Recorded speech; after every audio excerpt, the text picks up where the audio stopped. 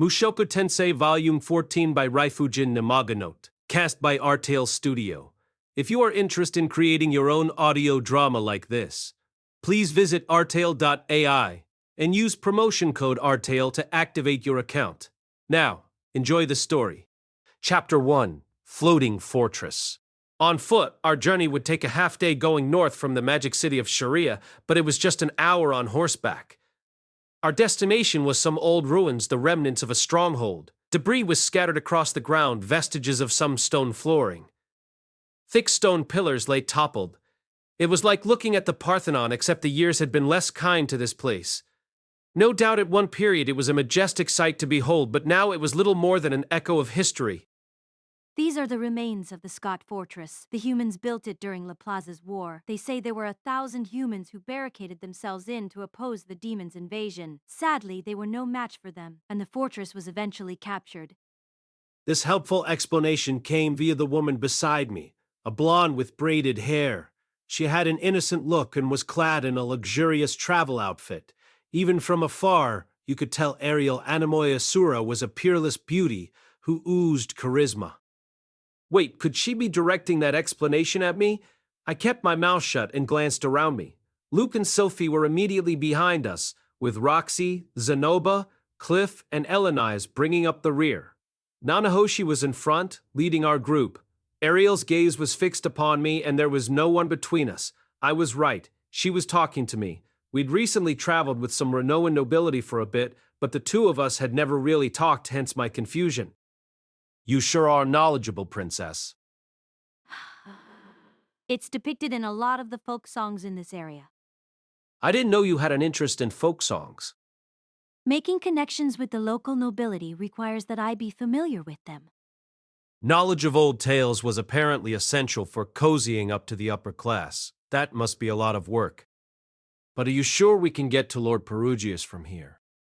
That's a good question. I have no idea how it works, but... I paused, looking at Nanahoshi ahead of us. She was shouldering an enormous backpack and having a rough time walking, thanks to the rubble. Even so, she kept on trucking without a backward glance. I was following her lead, but I wondered how she planned to get to Perugius from here. As far as I could remember, my readings on teleportation magic made no mention about such circles around here.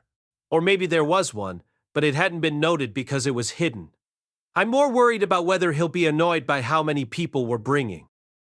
Lord Rudius, you say some amusing things. This is the hero who earned himself the title of king, you know. Our small group will hardly faze him. I hope you're right. I glanced around, mentally ticking off each person in our group. Nanahoshi, me, Ariel, Sylphie, Luke, Roxy, Zenoba, Cliff, and Elenise. That made 9 of us, enough to be a large family unit. Although royalty might not consider it such a big crowd. They often entertain dozens of guests at once, so a group of fewer than 10 probably wouldn't faze them. Norn had turned down my invitation. She was too busy with school. She had said she would work hard to balance studying swordsmanship with being a member of the student council. Maybe that factored into her refusal. However, if I'd brought her with us, I'd probably have had to bring Aisha too. That would have made us a party of 11, definitely a crowd. I didn't feel comfortable taking that many people to meet someone I didn't really know. Lord Perugius spends his days in seclusion now, but after Laplace's war, he lived in Asura Kingdom for a time. The people there think of as an equal to their own king. It's said he once brought 100 servants with him when he visited the palace. Someone like that would hardly bat an eyelash at a tiny group of 9 people. I guess so. In a completely unrelated tangent, Ariel's voice sure was pleasant to listen to. It was surely natural to be annoyed when visitors came knocking with no prior notice, yet Ariel's words made it sound as if everything would be perfectly fine. It was honestly disconcerting. Her voice was like the devil's whisper. If he was fed up with life at the palace, then maybe he doesn't like the concept of visitors at all. Were that the case, Lady Nanahoshi would not have agreed to let me come along. I don't really think she puts that much thought into it, I mumbled, recalling the circumstances that led Ariel to join our group in the first place. When Nanahoshi first mentioned Perugius, I felt as excited as a little kid on the morning of my birthday. This was the armored dragon king we were talking about. I knew all about him. I'd read a book about him.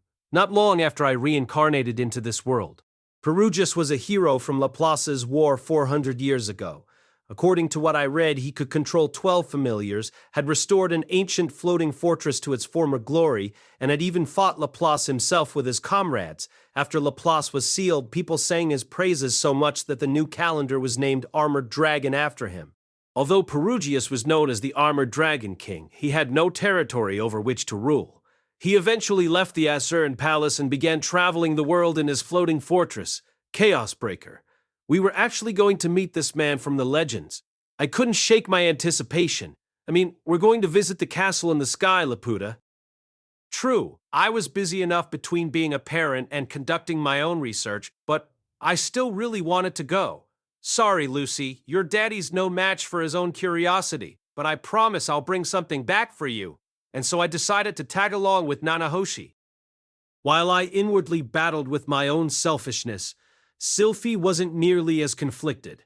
Instead, she asked, Would it be all right if I brought Princess Ariel along? Ariel? Said Princess had tried soliciting Nanahoshi's favor a number of times. After all, Nanahoshi controlled a large trade pipeline between Asura Kingdom and Renoa Kingdom. Of course, Ariel wanted the girl in her pocket. Problem was, Nanahoshi wanted as little to do with this world as possible, which was why she acted annoyed at everything in it. Actually, that's not acting. I think she really is annoyed. Yes, Lord Perugius has lived in seclusion for many years now, but the Asuran court still reveres him. Princess Ariel is, well, considering her plans for the future, I think she'd like to meet him. Ariel had cultivated connections in a number of places for purposes of eventually taking the Asuran crown. In fact, she had spent years now making such preparations, but her chances were about as good as a coin toss. Not a very safe bet, if you asked me. The princess would be graduating next year, but I had no idea what she planned to do after that. Maybe she would continue to sit on her hands and accumulate more power, or maybe she would go back to the capital in Asura to seize the throne. I would help if she chose the latter, but honestly speaking, I was feeling a bit less enthused now that I was married and had a child. I wanted to keep my involvement at a level where it wouldn't negatively impact my family if at all possible. Well, my feelings aside, Sylphie's proposal was probably another attempt to help Ariel with her connections. If Ariel could get the backing of Armored Dragon King Perugius, a man revered as a hero in Asura Kingdom, it would make her struggle for the crown easier. Well, I do owe you for all you've done. Sure, why not? You can bring her. Considering how obvious Ariel's ambitions were, I figured Nanahoshi would turn her down, but she agreed readily. Apparently, Sylphie had looked after Nanahoshi while I was gone. That included sharing food, providing her with clothing, and casting detoxification magic on her when she got sick. Nanahoshi had rarely come over since Lucy's birthday, but Sylphie said she used our bath a lot before then. Really? Thank you. Princess Ariel will be delighted. And that was how Ariel and Luke ended up joining us. Sylphie said Ariel was unusually enthusiastic about it. I guess being a princess didn't stop her from being excited to meet someone so famous. Even I was psyched. This was a real live hero we were talking about, the kind you only heard about in books. I couldn't wait to see what kind of person he was. Hopefully not a cranky one. Come to think of it, I suddenly remembered I had met one of his subordinates a long time ago, before the displacement incident. The man called himself Aramon Fee the Bright. He thought I was the mastermind behind the displacement incident and tried to attack me. Although Ghislaine managed to talk him down, and I didn't get the impression that he was a bad person. Still, considering he tried to kill me out of nowhere, there was something undeniably dangerous about him. Who knew if his master Perugius would be any better? The thought made me nervous. Okay, but just because his subordinate flew off the handle doesn't mean he will. Plus, it seemed like Perugius had a premonition of what was about to happen and tried to stop the displacement incident before it occurred. If so, he deserved all the praise in the world. Although trying to kill an innocent in the process, well, whatever. The past is the past. I'll let bygones be bygones. No good would come out of acting hostile to someone I was meeting for the first time. Forgiveness was important. We're here! While I was lost in thought, Nanahoshi finally stopped our group as we reached the center of the ruins. There was absolutely nothing here, or so I thought. Upon closer inspection, I noticed a stone buried beneath the rubble that was perfect for sitting on. It was a monument, actually. One with a glowing emblem that represented a fearsome bunch, the seven great powers. These types of monuments were scattered all over the world, but who knew we'd find one? Here, all the same, it wasn't a magic circle. Perhaps there was a door somewhere that would pop open, revealing stairs that led down to a teleportation circle. Or maybe the monument itself had some kind of warp mechanism installed. Or maybe we just needed to recite some magic words and the stone would automatically teleport us. So what are we going to do now that we're here? Call him. Nanahoshi shrugged off her backpack and fished through it for a metal whistle. She placed it against her lips and blew hard. No sound came out, only air. Is this a dog whistle or something? I'm not hearing anything? It's a sound normal people can't perceive, but he should come now. Nanahoshi sat herself on one of the many stones scattered around us. A sound normal people can't hear, but somehow Perugius can hear it from here? Either that means this flute is a magic item, or Perugius is a dog. Cliff, What is it? just a little forewarning. Someone may say something demeaning to you while we're there, but you mustn't lose your cool and mouth off. All right. He scowled, pouting like a little kid who'd just been scolded by his mother about his studies. I know that. I'm not a child. Elenial eyes nestled against him and whispered something in his ear. Cliff's expression relaxed, which either meant she was telling him sweet nothings or she'd apologized. I am anxious to see what kind of statues reside within the floating fortress. Ever the enthusiast. The moment he learned we would be going to visit Perugius, he'd said, we should take the opportunity to show Lord Perugius our creations. Then he stuffed a number of figures I'd made, including the Rugered one, into a box to take with us. I had no idea if we would really get an opportunity or not, but Zenoba planned to advertise our business to Perugius, just as I had shown off my work to Bedigadadi. He sure was passionate about our work. Julie and Ginger weren't with us. Julie was staying behind in Zenoba's room, and Zenoba had ordered Ginger to act as a bodyguard for my family. Not that they were any kind of danger, but at least she could provide assistance if they needed anything. I was sure Ginger's true wish was to be by Zenoba's side, but it was at least reassuring to know I had someone to look after my family while I was gone. Try not to push your interests on him too much. We are talking about someone who's lived for over 400 years. Boo! Lord Baddy has lived even longer than that. Anyone who has lived that long would have to appreciate the fine quality of your figures, Master. If you say so. A light appeared in the distance. He's here. A figure appeared before us a split second later. It was almost instantaneous, in the blink of an eye. The man had blonde hair and was dressed in what looked like a white school uniform. He was likely very handsome, but his face was hidden beneath a yellow mask that resembled a fox. A long dagger hung by his side. He looked exactly as I remembered. Arumanafi the Bright at your service? It really was uncanny how abruptly he appeared. One moment he wasn't here, and then there he was in the middle of our group. He probably flew from their floating fortress at the speed of light. He did the same when I first met him, back before the entire Fitto region disappeared.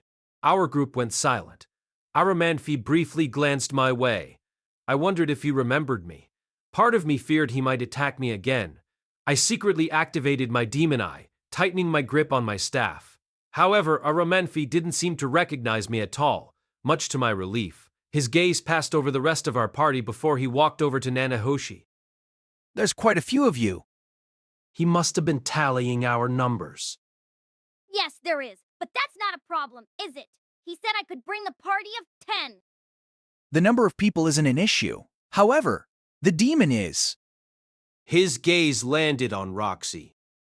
What? Why? Why? Roxy looked like a cat who'd been splashed with freezing cold water. We don't allow demons on our floating fortress. Oh, is that right? Roxy's shoulders slumped forward. She was crushed. During Laplace's war, Perugius had fought the demons. Perhaps he still held a grudge against them.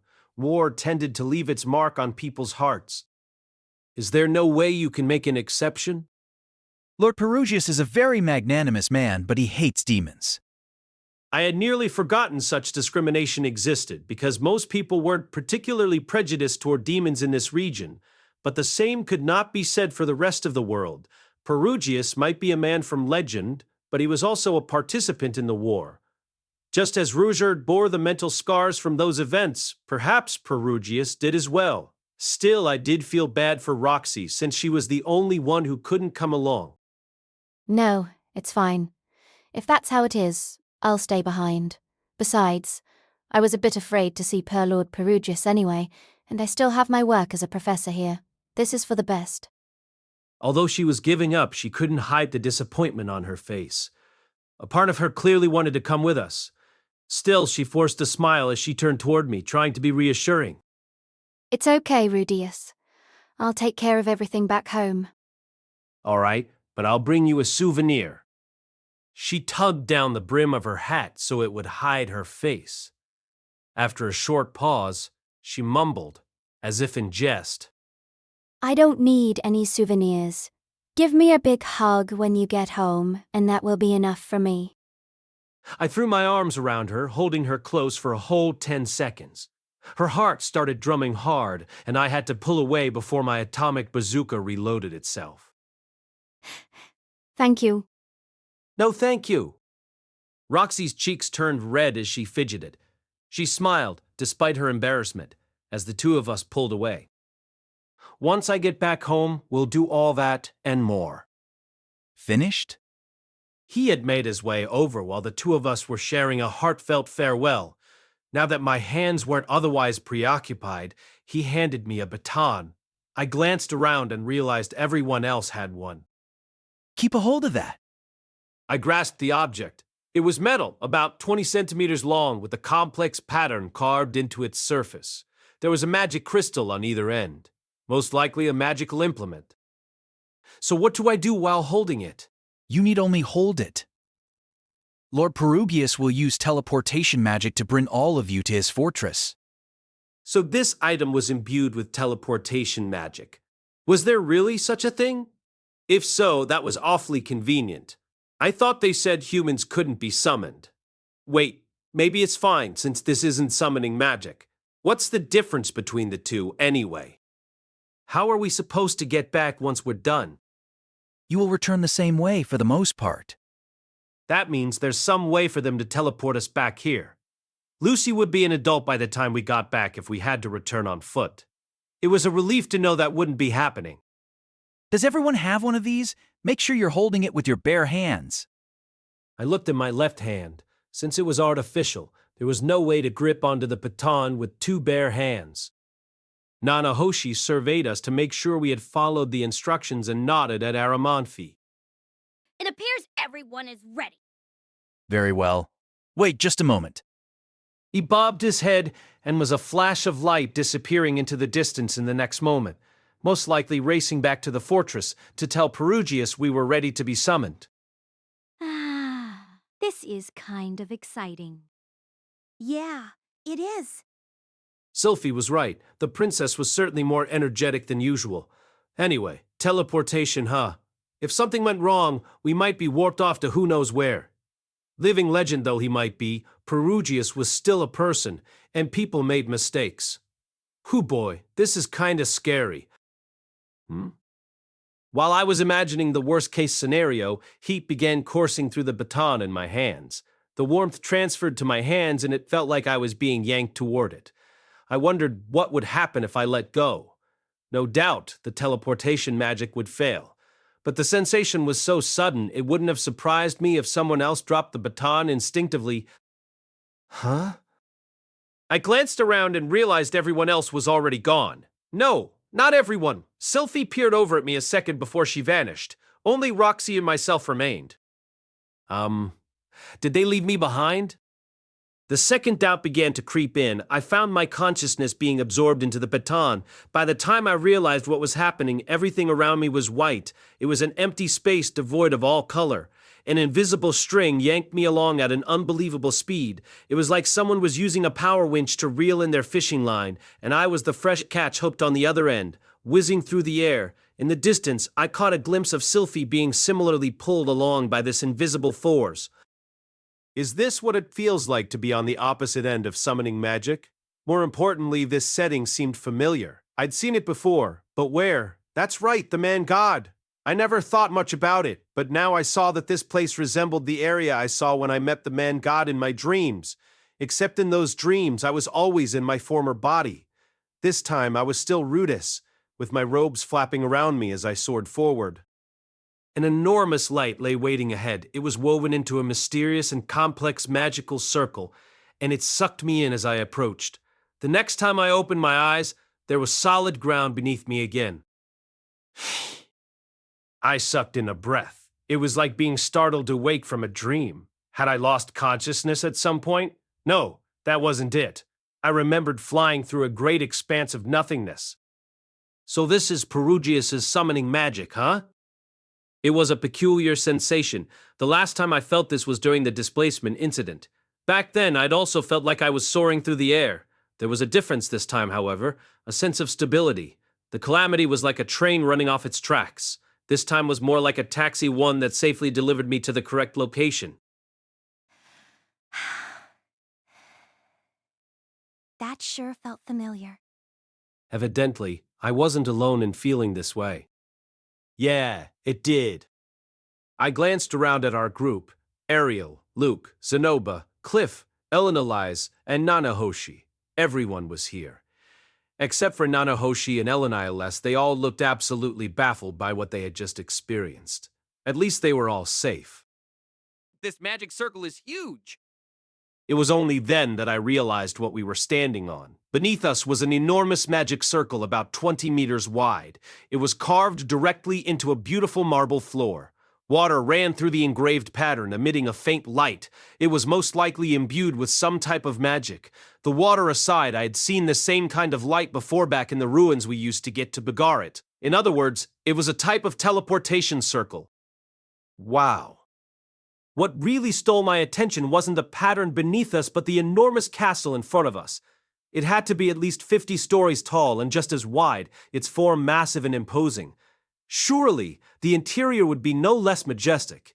I racked my brain for a comparison from my previous life, but nothing of similar size came to mind. The closest I could think of was if you took Tokyo Dome and slapped a castle on top of it. So this is a floating fortress. I had seen it from the ground before, but I never realized what a behemoth it was. Even from afar, it was no less impressionable. Amazing. It's larger than the Asheran Palace. An expansive garden sprawled before the hulking structure. It had enough trees and colorful flowers that it could be a maze. A canal ran in front of it, its water sparkling in the light. You could tell the place was well taken care of, even from a distance. Are Rudy behind us? I looked behind me. On the other side of the circle was a metal fence. Beyond that was a sea of pure white. Clouds, huh? I had taken a plane once in elementary school in my previous life. This scene resembled my memories from back then, although it was different seeing it in person instead of peering at it through a window. There was something deeply moving about, staring at the clouds like this. Cliff and Luke were both gaping. Even Ariel's eyes were round with surprise as she peeked over the railing, taking in the sea of white below us. Everyone was struck speechless by the view. I could hardly blame them. Airplanes didn't exist in this world, nor was mountain hiking a concept. There was no other way to experience something like this. Sylphie clutched at my robe. What's wrong? I'm really not good with high places. Her legs were trembling. Had she really agreed to come along to a flying castle despite her fear of heights? She sure was determined. If she lost her balance, I'd be sure to catch her and carry her. I do hope the view from our floating fortress is to your liking. I spun around. A woman stood just outside the lines of the circle, still as a statue. She had shoulder-length platinum blonde hair, and her face was hidden beneath a white bird mask. It was hard to say if she was beautiful or not, but she clearly had a woman's figure. Her clothes were all white, and she held a staff topped with a magic stone that was black and mostly opaque. I bet that cost a pretty penny. Not that an item's only value was its financial worth, but that thing still had to be expensive, even more than my own beloved staff. That said, the most notable part of her appearance was neither her clothes nor her staff. It was the enormous jet black wings protruding from her back. One of the sky folk? Her wings had a commanding presence about them, yet the woman was so quiet as she stood there that we hadn't noticed her. It was truly bizarre. As soon as we had her attention, she tipped her head in a bow. As unversed in etiquette as I was, I could still tell how polished her every movement was. I extend my heartfelt welcome to all of you. I am the first of Lord Perugius' servants, Silveril of the Void. I will be the one guiding you all around our floating fortress, Chaos Breaker. I am Luke Nodos Greyrat, Knight of Asura's second princess, Ariel Animoy Asura. It's a great pleasure to make your acquaintance. We look forward to seeing more of your magnificent fortress. Luke stood in front of Ariel as he offered his own polite greeting, smiling softly at Silveril. Why is he smiling at her like that? It's not like she has giant jugs. Not that they're particularly small either. Is that his preference? Nah, that can't be it. He's probably just being polite. I am Ariel Animoy Asura, the second princess of the Asura kingdom. Ariel pinched the edge of her skirt, giving a slow curtsy. Her movements were so graceful that I would never be able to imitate them. Nonetheless, the rest of us also introduced ourselves similarly. Cliff and Zenoba conducted themselves in the same refined manner as the other nobility. I was probably the most ignorant of our group when it came to proper etiquette. It's such a pleasure to meet all of you. It's been a while, Miss Silvarl. Indeed, Lady Nanahoshi. It's good to see. Well, no, it seems you aren't in very good health, are you? Not at my best, but I'm all right. Their exchange was rather brief, but if the amicable atmosphere was any indication, the two were on good terms. Well then, follow me, everyone. Silvarl turned on her heel and strode forward, her footsteps utterly silent. Her head didn't bob as she moved, and her garments were so long that they hid her feet. It was like watching a ghost drift along. Nanahoshi didn't bat an eyelash as she trailed behind Silveril, so the rest of us followed her lead. Silvarl took the path that cut straight through the garden. A gate made of stone loomed ahead, one resembling a triumphal arch. As we approached, Zenoba hummed in appreciation.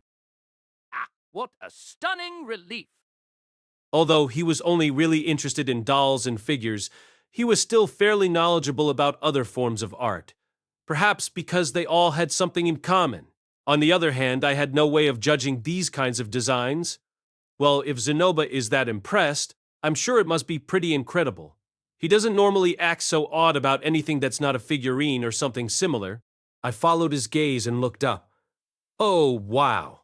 Intricate reliefs were chiseled across the entire surface of the gate, the fine patterns extending even to the underside of the arch. One couldn't resist gawking up at it. We stared as we walked, and Silveril chimed in with an explanation. This gate was created by Abyssal Dragon King Maxwell. Lord Maxwell has a talent for magical construction and craftsmanship. One of his other creations is the holy country of Millis's White Palace. Woo! Silvarl paused and turned around. Is something the matter? I must ask, where is Master Maxwell right now? Zenoba's voice came out in a high-pitched squeak as he trembled, his eyes fixed on one particular part of the gate. What was up with him? I had no idea what he was looking at. Lord Maxwell is the wandering type.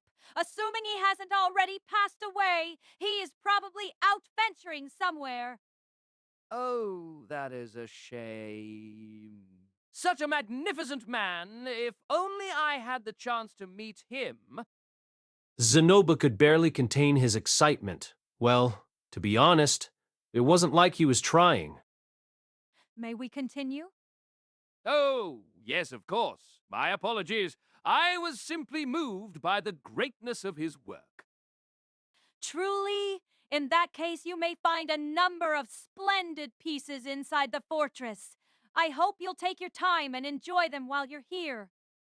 I guessed she was smiling beneath that mask. Master, did you see it? I did. This is an enormous discovery. It's good we came. We owe Master Nanahoshi a huge debt of gratitude. What was this discovery he was going on about? Seems like I wasn't looking at the same part of the relief he was. Sorry, I have no idea what it is you seem to have found. Tell me about it later. Zenoba's face fell. Unbelievable. To think that my master would overlook such a pivotal piece of information.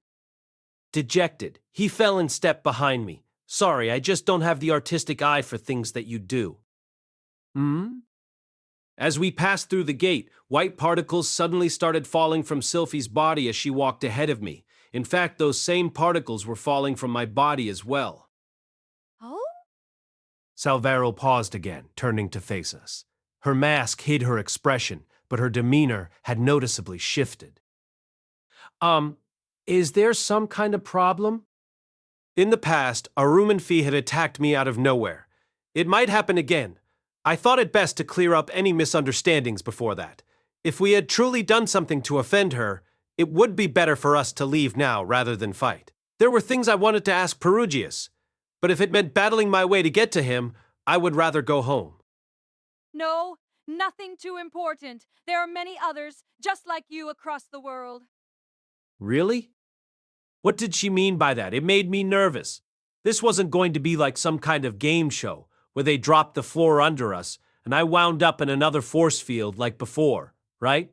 Maybe I should activate my demon eye just in case. However, would you mind if I asked the two of you? That confirmed that something was up with me as well. I had no idea what these falling white particles were, but this felt akin to being held up at the baggage scanner going through airport security. What is it? Do the words man-god mean anything to either of you? I forced my expression to remain blank. Man God, the moment I heard that name, memories of Orsted came rushing back. He had asked me a similar question, and when I answered truthfully, he nearly killed me. Was the same about to happen? I didn't want that. I hesitated. If I told her I knew who that was, it might lead to hostilities. It was true that I danced in the palm of that jerk's hand before, and that he'd also helped me out. I had no intention of being one of his henchmen, but I had followed a lot of his advice. As I waffled silently, Sylphie answered for the both of us. She shook her head. No, I've never heard of that name before. Then do you feel a deep-seated anger within your heart and an undeniable urge to kill when you hear that name? Sylphie quietly shook her head again. I did the same, but the description struck a chord. Orsted had reacted that way when he heard the man-god's name. If that bothered them, then maybe that meant Perugius and Orsted were at odds with each other. In that case, I have nothing more to say. Silveril turned away and resumed walking. Naming your floating fortress Chaosbreaker was about the geekiest thing imaginable, but its exterior was admittedly impressive. How in the world did one create a structure this massive? It seemed impossible, and yet there were insanely detailed sculptures scattered about its halls. Each decorative piece spoke of their creator's masterful talents.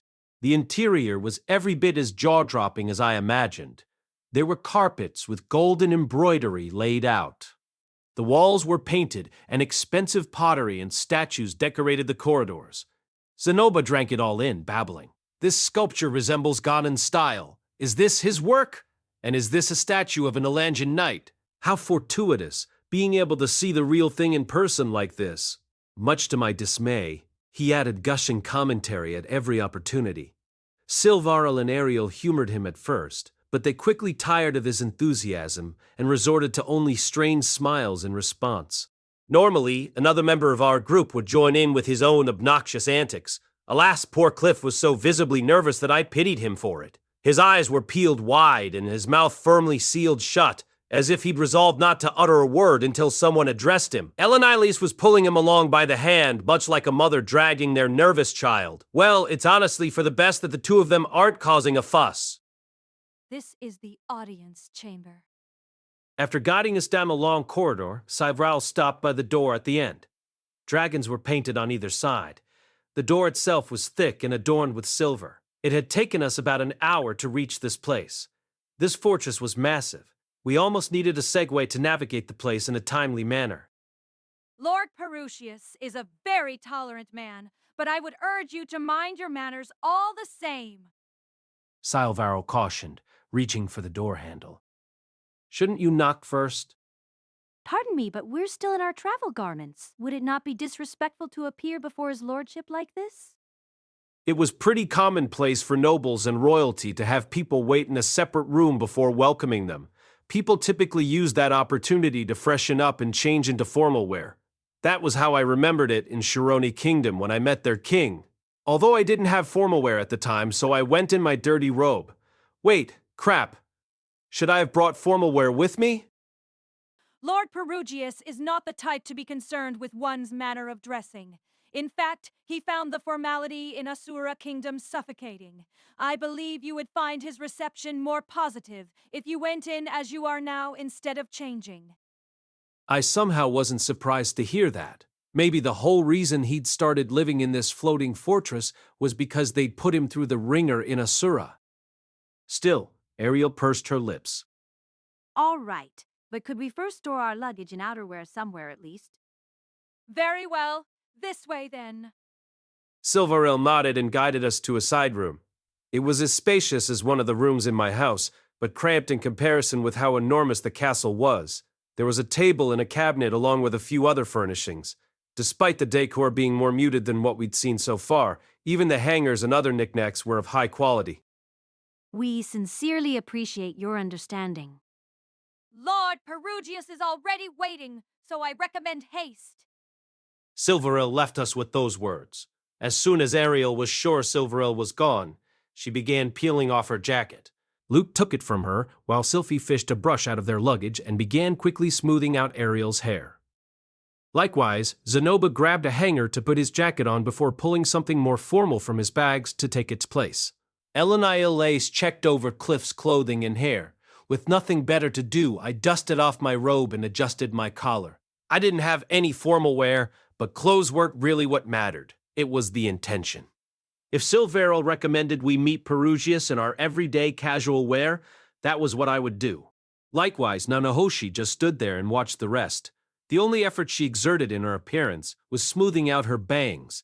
Hey, wait a minute, she's in her school uniform. All right. Once everyone was finished, Sylphie slipped off her sunglasses and we were all good to go. In the space of 10 minutes, Ariel had drastically changed her appearance. Just taking off her outer garments and smoothing out her hair was enough to leave her looking radiant. Maybe part of being royalty is honing your ability to gussy up in mere minutes. My apologies for the wait. Not at all. This way. Silviril didn't seem the least bit fazed as she led us back to the door with the dragon crest carved into it. Perugius waited within. The thought made my entire body tense. Chapter 2. An Audience with Perugius. The man atop the throne exuded a commanding presence. He had brilliant silver hair and golden pupils that were small yet piercing. There was an air of royalty about him. So, this is Armored Dragon King Perugius. My legs began quaking the moment I laid eyes upon him. I instantly knew what it was that frightened me. He looked eerily similar to the man with silver hair who killed me, whom I would never forget. True, their clothing, hairstyles, and facial features were all different, but there was something unmistakably similar about Perugius and Dragon God Orsted. Step forward. Nanahoshi led the group with Ariel right behind her. I went after them as if to hide from view. The chamber was vast, with a tall ceiling and pillars that resembled massive trees. A dazzling chandelier cast light down on us. The extravagance almost unhinged my jaw. The walls were strung with banners painted with complex emblems. Some I recognized, such as the crest for Asura Kingdom and the holy country of Milis. Others looked familiar, but there were some I had never seen before. 11 men and women lined either side of the velvet rug we were traversing. They were all clad in pure white, with only the designs of their outfits differing slightly. But each one wore a different mask. Some were fashioned after animals, and others only covered the eyes, resembling the visor that Cyclops from the X-Men wore. Another wore a helmet that made them look like some kind of robot cop. and someone else had what almost looked like a bucket on their head. These had to be Perugius's 12 familiars, not that the word really fit since they all looked like humans. Our Manfi, however, had been Ghislaine's match in combat. That probably meant that all of them had powers on the same level as a Sword King. I definitely did not want to make enemies of them. I better be really careful about how I speak, just to be on the safe side. Please stop there. Nanahoshi froze in place. The throne was 2 small stairs and 10 steps away from where we were standing. Perugius gazed silently down at us. More to the point, I was pretty sure he was looking at me. Our eyes seemed to meet, and a chill ran through me. Silvaro slowly walked past our group and made her way up the stairs, taking her place to the right of Perugius. Our Manfi was on his left, the rest of the familiars lined up on either side of us. I am the armored dragon king, Perugius Dola. He said Dola, as in the air pirates? Wait, no. Castle in the Sky has nothing to do with this. It's been a while, Lord Perugius. I came as I promised. Nanahoshi lowered her head while she spoke. It was rare for her to bow like that and speak so respectfully. I noticed Ariel was doing the same, while Luke and Sylphie were down on one knee. I hesitated over how I should show respect, but decided on a regular old bow Japanese style. So you have returned, Nanahoshi? There was something so powerful and intimidating about his voice that I felt a chill run down my back. Fear threatened to swallow me whole. It had such a grip on my heart that I struggled to draw air. Sweat trickled down my forehead. This is kinda incredible. It's like he really is a king. I assume that must mean you have found some way to summon things from another world? Yes, I'm not sure if the results are what you desire. It is the pursuit of knowledge that gives purpose to we dragon folk, not the achievements themselves. Wait, dragon folk? So he's one of those dragon people? I had never really put much thought into it before, but it made sense. Dragon god, armored dragon king, they weren't humans. They were dragon folk. Now it made sense why Orsted and Perugius resembled each other. They were the same species. Unruffled, Nanahoshi continued her conversation with Perugius. He was surprisingly friendly with her. At least the time he spent cooped up in this castle hadn't turned him into a crotchety old man. As we agreed, I would like you to teach me about the summoning magic in this world. Very well. The two of them must have made a deal with each other long before this. Nanahoshi would study how to summon objects from another world, and once her labor bore fruit, she would share what she'd discovered with Perugius. In turn, he would teach her about the mysteries of summoning magic in this world. By the way, this is quite the large group you have brought with you. Who are these people? Actually, they helped me with my research. Oh. Calling it a reward didn't quite sit right with me, but she wasn't entirely wrong. A pleasure to make your acquaintance. I am Ariel Anamoy Asura, second princess of the Asura kingdom. I am most honored to be in the presence of one as great as yourself, my lord. Ariel, Genemo, Asura, you say? Yes, I hope we can get to know each other better soon.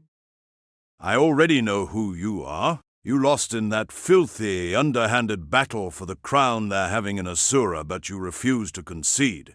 Instead, you're dragging everyone around you into the muddy waters of conflict.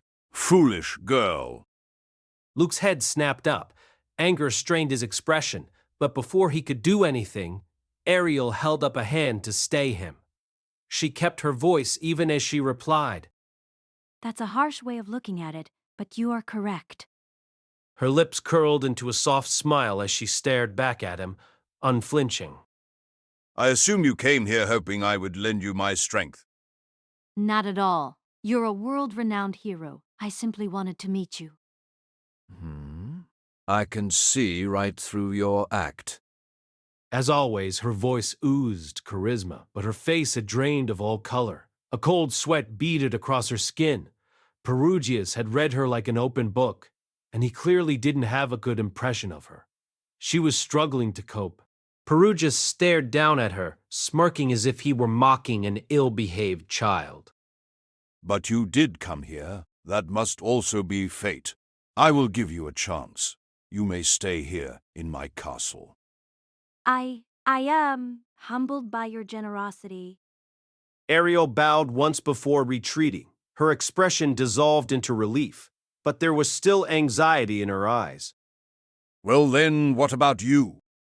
After Ariel stepped back, Perugius's gaze shifted to me. It was as though he considered me second in rank next to her.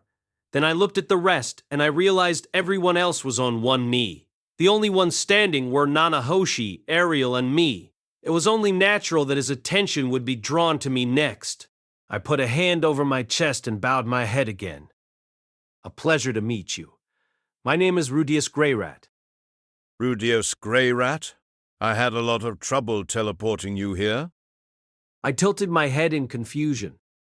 Normally, when using teleportation magic, you can't call upon someone with greater mana than your own. Your mana closely resembles that of Laplace. If you were determined to resist me, I likely couldn't have teleported you at all. Well, I apologize for the trouble. Laplace was the demon god that Perugius sealed away 400 years ago. Every time someone appraised my magic, they always brought him up. I guess our mana must be really similar. No matter, but I would warn you against trying to use that repulsive magic of yours in my castle. I wouldn't dream of it. It was like he was trying to talk me down from trying anything stupid. No, it was more than that, it was a warning. But why was he so wary of me? I wasn't the type to go berserk for no reason. I wouldn't even go berserk if I had a reason. Maybe he remembers what happened just before the displacement incident, specifically the part where Rumafi tried to kill me. Maybe he thought I held a grudge and this was his request to treat it as water under the bridge. If this is about what happened before the displacement incident, I don't hold anything against you. So... What are you talking about? Aramenefi appeared beside him in the blink of an eye, whispering the specifics into his ear. Ah, now I remember. There was a boy trying to cast magic in the sky, one protected by a sword king. So that boy was you, So he didn't remember. Well, that meant I just dug myself deeper. Bringing it up out of nowhere was like announcing I had a grudge. At least they didn't seem to hold it against me. I hadn't done anything wrong, after all, had I? Rudius Greyrat, from what I hear, is also the name of the person who managed to injure Orsted. If by injure he meant I gave Orsted the equivalent of a paper cut, then sure. He and Orsted must be acquaintances for him to know that much. I figured that this was the case. Orsted was the only common link between Nanahoshi and the king of this floating castle. Looks like I was right. Those with talent like you get overconfident in your abilities at times. Being able to injure the dragon god no doubt gave you an inflated sense of self-esteem. However, if you choose to fight me, death is all that awaits. In that instant, his familiars began radiating bloodlust. Please stop. I don't want to fight any of you. I only came here to learn about Zenith's illness and learn a little bit of summoning magic. Perhaps Perugius was under the mistaken impression that I'd fought Orsted as an equal, and that was how I wounded him. Still, he had 12 familiars here. I knew what their abilities were, more or less, but only from what I'd read in books. That wasn't the same as seeing them in action on the battlefield. Plus, numbers were always a huge advantage in a fight. That was what made zombies so terrifying. They were weak on their own, but in large numbers they could easily overwhelm you. If Aramendi was any indication, they were also all as capable as Ghislaine at least. To say nothing of the abilities that Perugius himself possessed. No doubt he was strong too. There was no way I could survive taking all of them on. I had no intention of doing so either. Of course, I have no intention of trying to oppose you, Lord Perugius. A wise decision. I like clever people. The foolish only blind others, but the intelligent help each other grow. In other words, clever people were those who didn't oppose him. I certainly didn't think of myself as the intelligent type, but I was at least smart enough not to pick a fight with him. Lord Perugius, if I may, his enormous mana pool has been of great help in my research. He's no enemy. Couldn't you please treat him a bit more kindly? I knew I could count on you to step in. Yeah, You're exactly right. I have no interest in making enemies. Let's play nice with each other. Very well, I'll be kind then. Since you helped Nanahoshi, what is it you desire in return? Money, or is it power you seek? His voice was flat, as if he was bored with the conversation now. He had agreed to treat me as a guest at least, but were people generally so hostile with someone they'd only just met? It seemed especially off-putting since I was being so deferential. No matter, might as well ask him the question that had been weighing on my mind. If I may, I have one thing I'd like to ask. What? It's about my mother's illness. I proceeded to explain the details of Zenith's condition. I see. I have heard there are old labyrinths out there that take people captive. That person becomes the heart of the labyrinth, allowing it to function. The mana that flows through them as a result transforms them. They all lose their memories without exception, and in return their body is infused with a mysterious power. A mysterious power? I believe you call such people a cursed child or a blessed child. So Zenith had a curse on her then?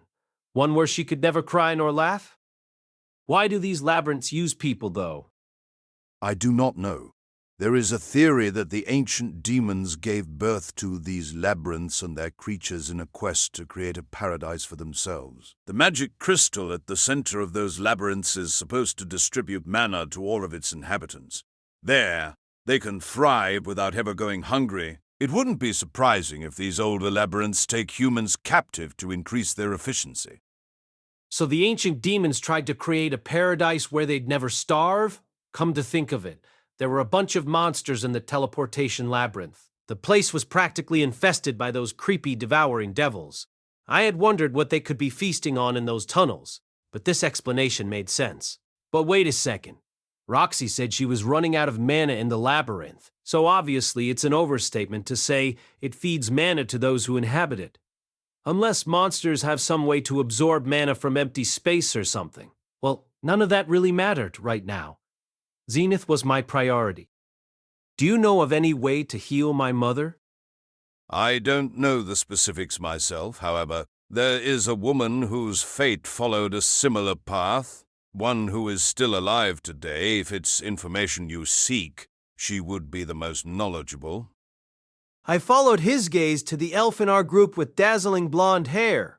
Helen Elias slowly lifted her head. Elenias Dragon Road, one of my companions, saved you from a labyrinth about 200 years ago. Yes, that's right. You are the elven woman who lost her memories. I met you once before. You certainly have grown since then. Have you forgotten me? No, I haven't. She averted her gaze from me, an awkward expression on her face. What in the world was going on? Did this mean Elenias had been through the same thing? Someone else had rescued her from a labyrinth 200 years ago? Wait, hold on a minute. I hadn't known about this. Why haven't you spoken to him about it? Since the two of you are here together, I assume you must be acquainted. Yes, but... You experienced it for yourself. You know more about it than anyone else would. His words quieted her protest for a moment, but she remained resolute. The next she spoke. I never recovered my memories. I didn't say anything because I thought Zenith's case might be different. Her face contorted in pain, despite how bravely she spoke. Cliff gently wrapped an arm around her shoulder. I was too confused to speak. Sure, I did think Elenias had acted a bit strange back then, but I never dreamed such a thing had happened to her in the past as well. I'm sorry. I felt like I needed to tell you, but you have been so happy lately that I hesitated to bring it up.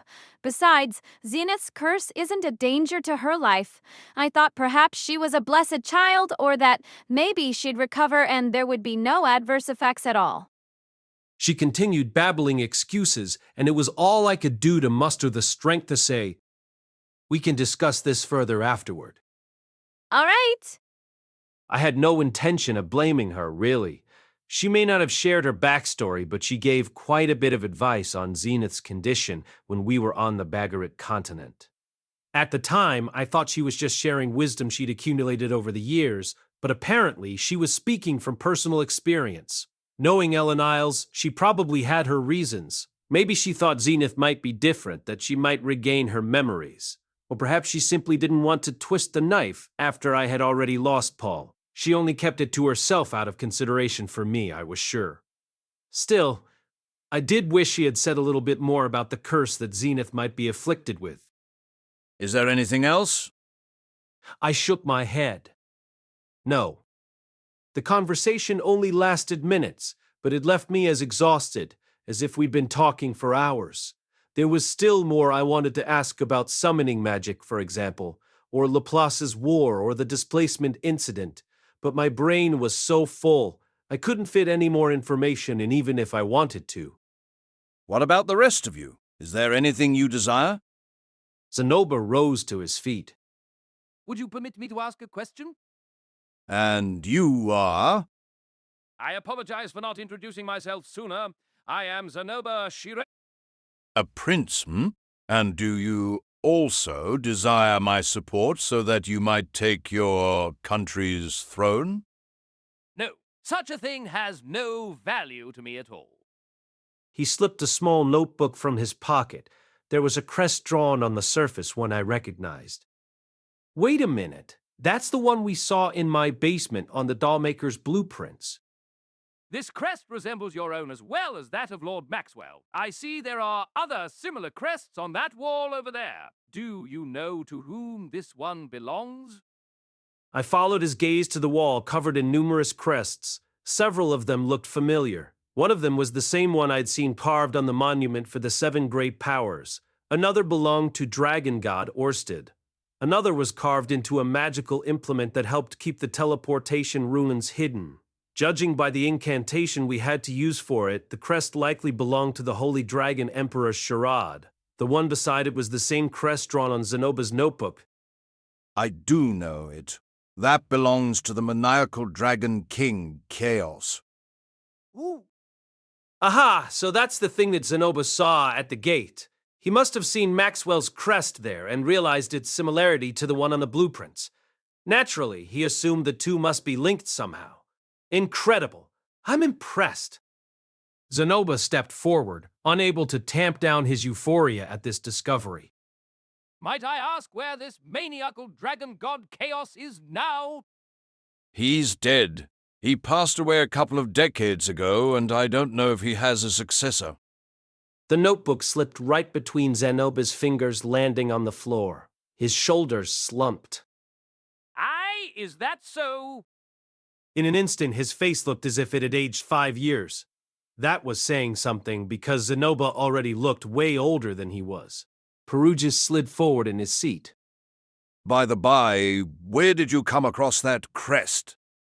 Oh, I found this in my master's house in a rundown estate in the magic city of Sharia. It was drawn on some blueprints for an automated doll. An automated doll, you say? And how was the doll? Incredible. Oh, yes, more than words can express. The detail in the craftsmanship was utterly enchanting. You could tell just by looking at it how great the creator's love for dolls was. I share the same fondness, so I could feel the depth of his adoration myself. A smile stretched across Perugius's face, all the way to his eyes. It seems you have an appreciation for the arts. That pleases me. I have a number of Chaos's works in my treasury. I will show them to you later. His voice was so gentle, I could not believe this was the same man who had spoken so gruffly with me only minutes before. Why was Zenoba getting special treatment? Not that I really cared, honestly. You honor me. Zenoba's face lit up as he sank to the floor, prostrating himself. Obviously, he was as happy as Perugius. Better yet, he had won the Dragon King's favor. I envied him for that. I'd wanted to do the same. Is there anything else? Sylphie's hand shot up. Yes, I have something. If you wouldn't mind, there is something I would like to ask. She awkwardly bowed. And you are? Sylphie Greyrat, wife to Rudius Greyrat and a bodyguard of Princess Ariel. Syveril leaned over, whispering something into Perugius's ear. The man grunted, his mood soured. So it was both of you? As in Sylphie and me? Had the two of us done something to upset him? Sylphie did have quite the mana pool, but it wasn't as vast as my own. Did it maybe bother him that she once had green hair in the past? Before I answer your question, I want you to answer something for me. Do the two of you have a son? His query was so out of nowhere that Sophie hesitated for a moment, confused. She slowly shook her head. Huh. No. I have a daughter, though. Very well. If you should ever give birth to a boy, bring him before me. I will name him for you.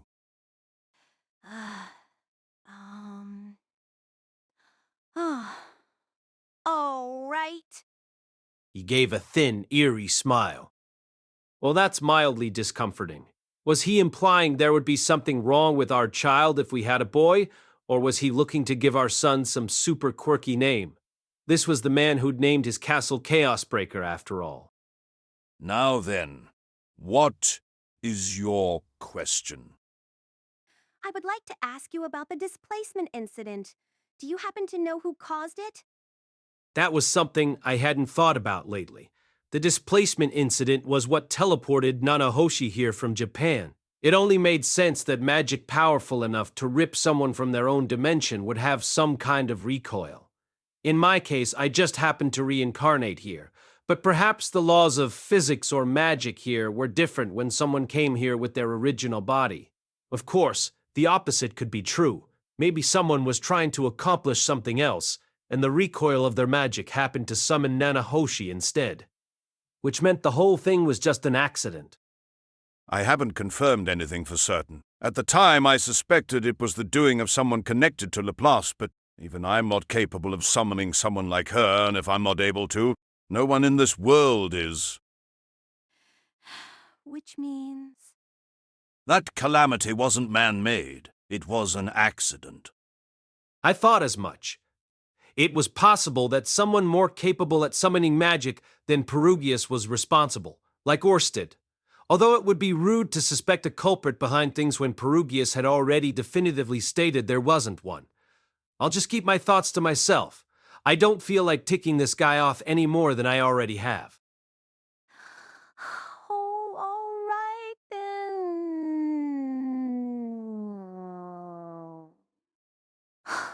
While I was considering different possibilities in my head, Sylphie lowered her eyes and ended the conversation. Anyone else? This time, no one answered. Elenialis kept her eyes glued to the floor, and Cliff was too nervous to even move. As for the others, Ariel had already ducked away, and Luke was still quietly kneeling. In that case, enjoy your stay here in my fine fortress. He gave an exaggerated nod, and our audience with him was over. Silveril guided us to the guest area, where nearly 20 identical rooms sat vacant. Inside was dark wooden furniture, feather beds, and enormous, crystal-clear mirrors. Each room was equipped with a cabinet lined with what I assumed was alcohol. The only thing that differed between them were the paintings in each one. The accommodations were far more luxurious than your typical business hotel. To draw a comparison from my previous life, it was like a royal suite at the Empire Hotel. Not that I had any experience staying in either a suite or the Empire Hotel, mind you. There's only 12 of you managing a castle this fast. She had a point. There was barely a speck of dust in the corners of the rooms. They looked as if no one had ever been in them. I wouldn't quite call it creepy, but it had an air of loneliness to it, like buying an extra controller for your console, even though you had no friends to play with. Although Perugius had implied that they occasionally got some visitors here. After we picked our rooms, we split up to do our own thing. Zenoba and Ariel set off to see a bit more of the castle. Luke and Sylphie accompanied their princess, of course. As for me, I stayed in my room. I was exhausted. Our audience had lasted little more than an hour, but it was like I'd crammed a whole day's worth of discussion in my head. Part of me did want to see more of the fortress, but for now I would rest. I collapsed on the bed. Ah, it's so soft. So soft, in fact, that I felt like I would sink right through, all the way to the floor. I wonder if we could take one of these beds home with us. No, leave the beds aside for now. I was surprised by the crests I saw. A bunch of impressive names came up in our conversations that I didn't recognize, such as the Abyssal Dragon King and the Maniacal Dragon King. If I remembered right, they were part of the 5 dragon generals. Way back in the mythical age, they faced off with the dragon god in a battle that claimed all of their lives. But surely, these weren't the same people from the myths. The ones in the story were likely from many generations before the people who'd come up in our conversation. Of those 5, 3 had been mentioned today: Armored Dragon King Perugius, Abyssal Dragon King Maxwell, and Maniacal Dragon King Chaos. There was also the one whose name I'd heard in the incantation for the teleportation ruins, Holy Dragon Emperor Sharad. That made 4 of them. There was supposed to be 1 Dragon Emperor and 4 Dragon Kings, which meant there was 1 more Dragon King left. Now that I thought about it, I only saw 4 crests resembling the dragon gods on that wall. Maybe the last of their group was on bad terms with Perugius. In any case, I was more surprised by the connection with the doll. I knew I had seen the crest on those blueprints somewhere before, but to think it belonged to one of the Dragon Kings, I knew nothing about the language on those memos, but perhaps we could ask Perugius to decipher it for us. That would put us leaps ahead of where we were now. Maybe I should ask him then, or not. He didn't seem too fond of me. In fact, he seemed wary of me. I'll ask Zenoba to pester him about it instead. The 2 of them seemed to share the same appreciation for art. Hold on. If that crest belonged to the Maniacal Dragon King, that meant he had once lived in my house. A Dragon King of all people had cooped himself up in my basement to fiddle with dolls. Something must have been wrong with his head. The way that doll operated was pretty crazy. Well, given that Chaos and Zenoba seemed to be on the same wavelength, the title Maniacal made a lot of sense. He must have really loved dolls. That aside, I was hoping to learn summoning magic from Perugius, but at this rate, it wasn't looking very likely. He was so hostile toward me. If I asked him to teach me, he might say, "What? Planning to summon Laplace with all that mana of yours? I wonder if such a thing is even possible." Perugius said it was impossible to summon anyone whose mana was greater than your own. Since mine was on par with Laplace's, did that mean I actually could summon him? Could I set up a sinister altar underground and bring the demon god back to life? I wouldn't, of course, but I could understand his animosity toward me if that were true. Well, it could have gone worse. Although Perugius hated me, he hadn't driven me out of his castle or tried to start a fight with me. For the moment, I could breathe easy. It didn't go perfectly, but it did at least go well. And thus, my first day in the floating fortress came to an end in silent contemplation. Chapter 3: The Past and a Curse, Summoning and Jealousy. 200 years ago, a girl was rescued from a labyrinth. She had lost all her memories and emotions. She had no idea who she was, only that she had to be an elf because she looked like one. Thus, she was placed in an elven settlement and resumed a normal life there. The people in the village welcomed her even though she was a stranger to them. The girl's memories never returned, but her emotions did after a few years.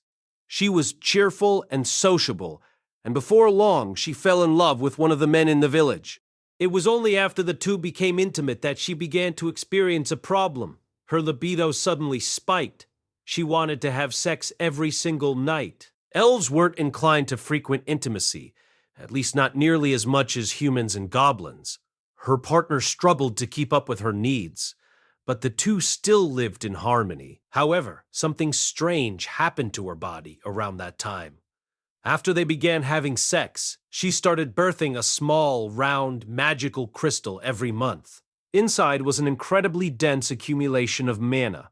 When she told her husband, he was a bit unnerved by this abnormal phenomenon, but assured her it was nothing to worry about. A short time after that, the husband began selling these crystals in a human town. Although it seemed like his eyes were clouded by greed, one could hardly blame him for coveting the money these crystals earned him. He had never been rich, and his wife didn't work.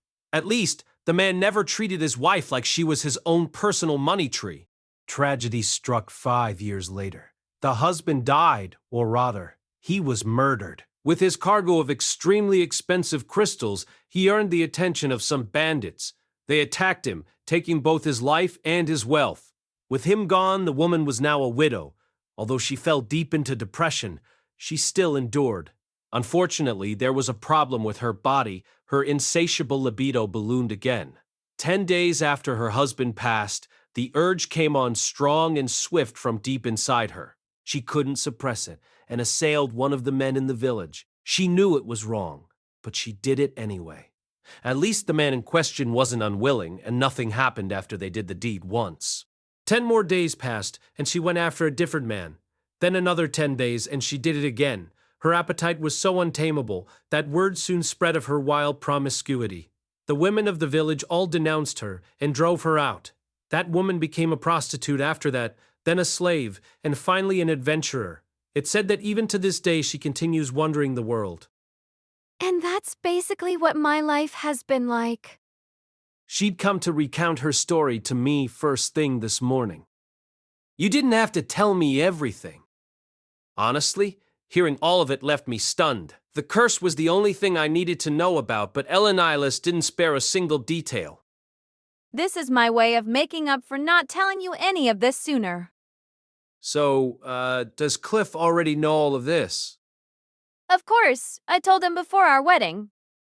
Oh, okay. What about Sylphie? She doesn't know. I doubt she wants to know her grandmother once sold her body for money. I don't think Sylphie would care about that kind of thing. I just hope you won't look at her in a different light.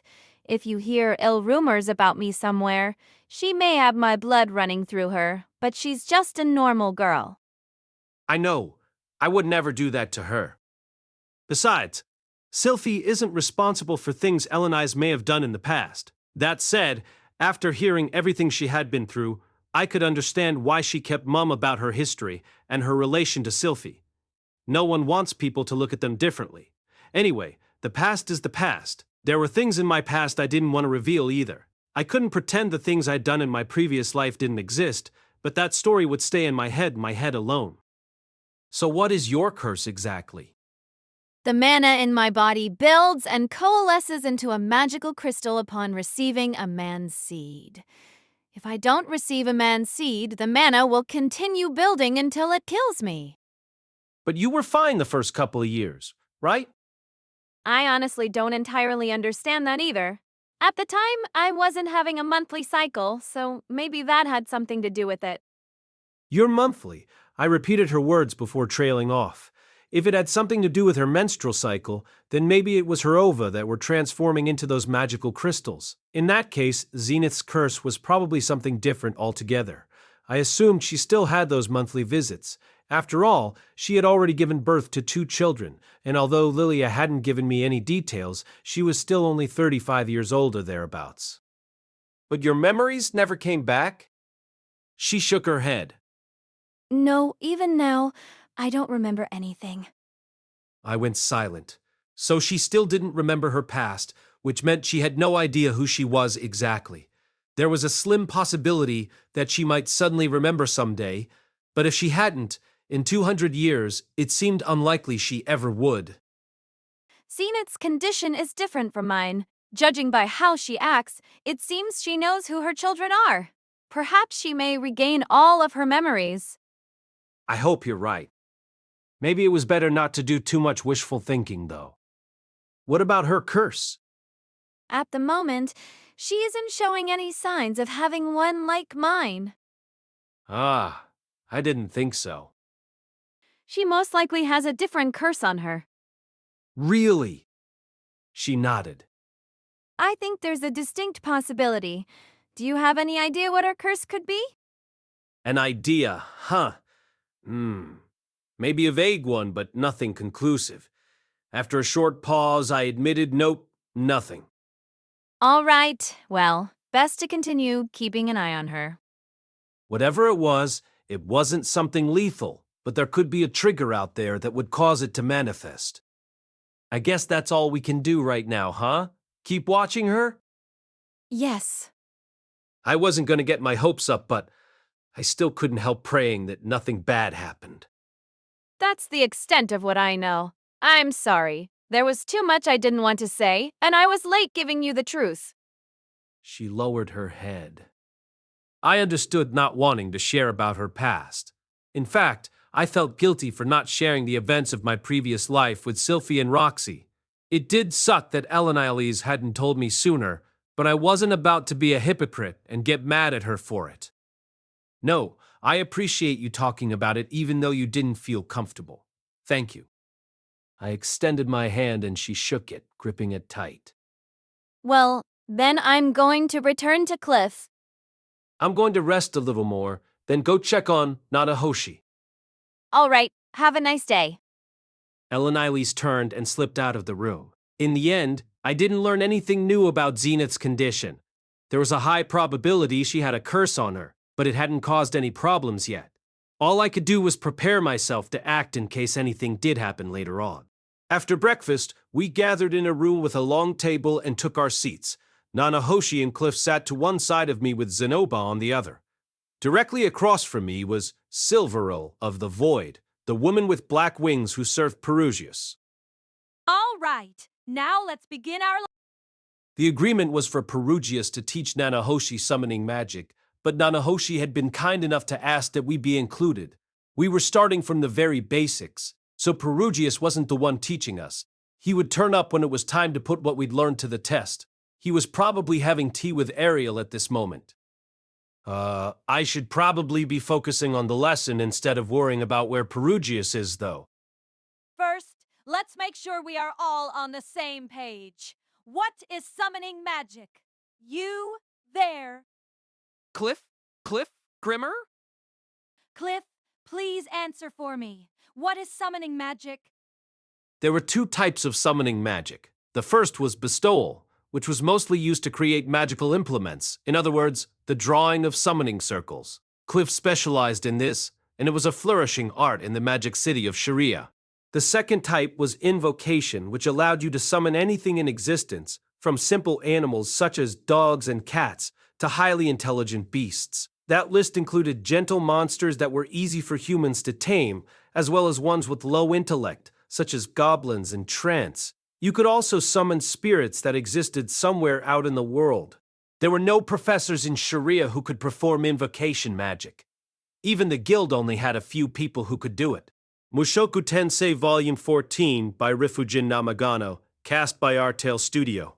If you are interested in creating your own audio drama like this, please visit artale.ai and use promotion code ARTALE to activate your account. Now, enjoy the story. And they were all amateurs at it. Perhaps some other country was monopolizing that school of magic, or maybe it was simply that no one around Sharia could teach it. Either way, that was the extent of my knowledge. And Cliff must have been about as versed as me, because he relayed the same answer. That's incorrect. It is true that summoning requires a magic circle by nature, but the drawing of a circle is not in itself part of this school of magic. Which means only the latter qualifies as summoning magic, then. The atmosphere here reminded me of when Roxy used to give me lessons as a child. Yes, but Cliff wasn't wrong when he said there were two types of summoning magic. In other words, bestowal isn't one of those types. Indeed. She spoke in a gentle voice, but since there was no blackboard or textbook about, I had to take notes using the stack of papers and quill pen I brought. It made this feel like a real class.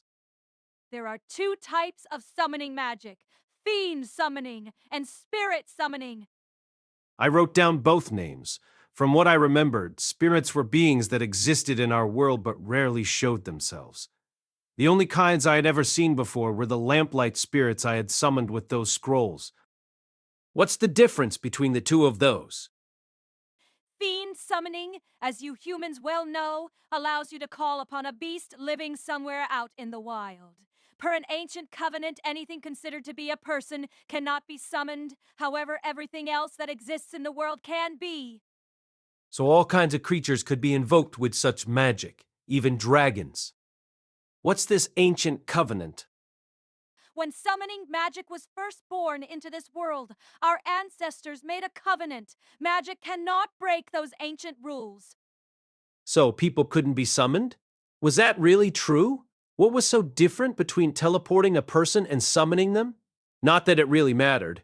The important thing was getting the basics down pat.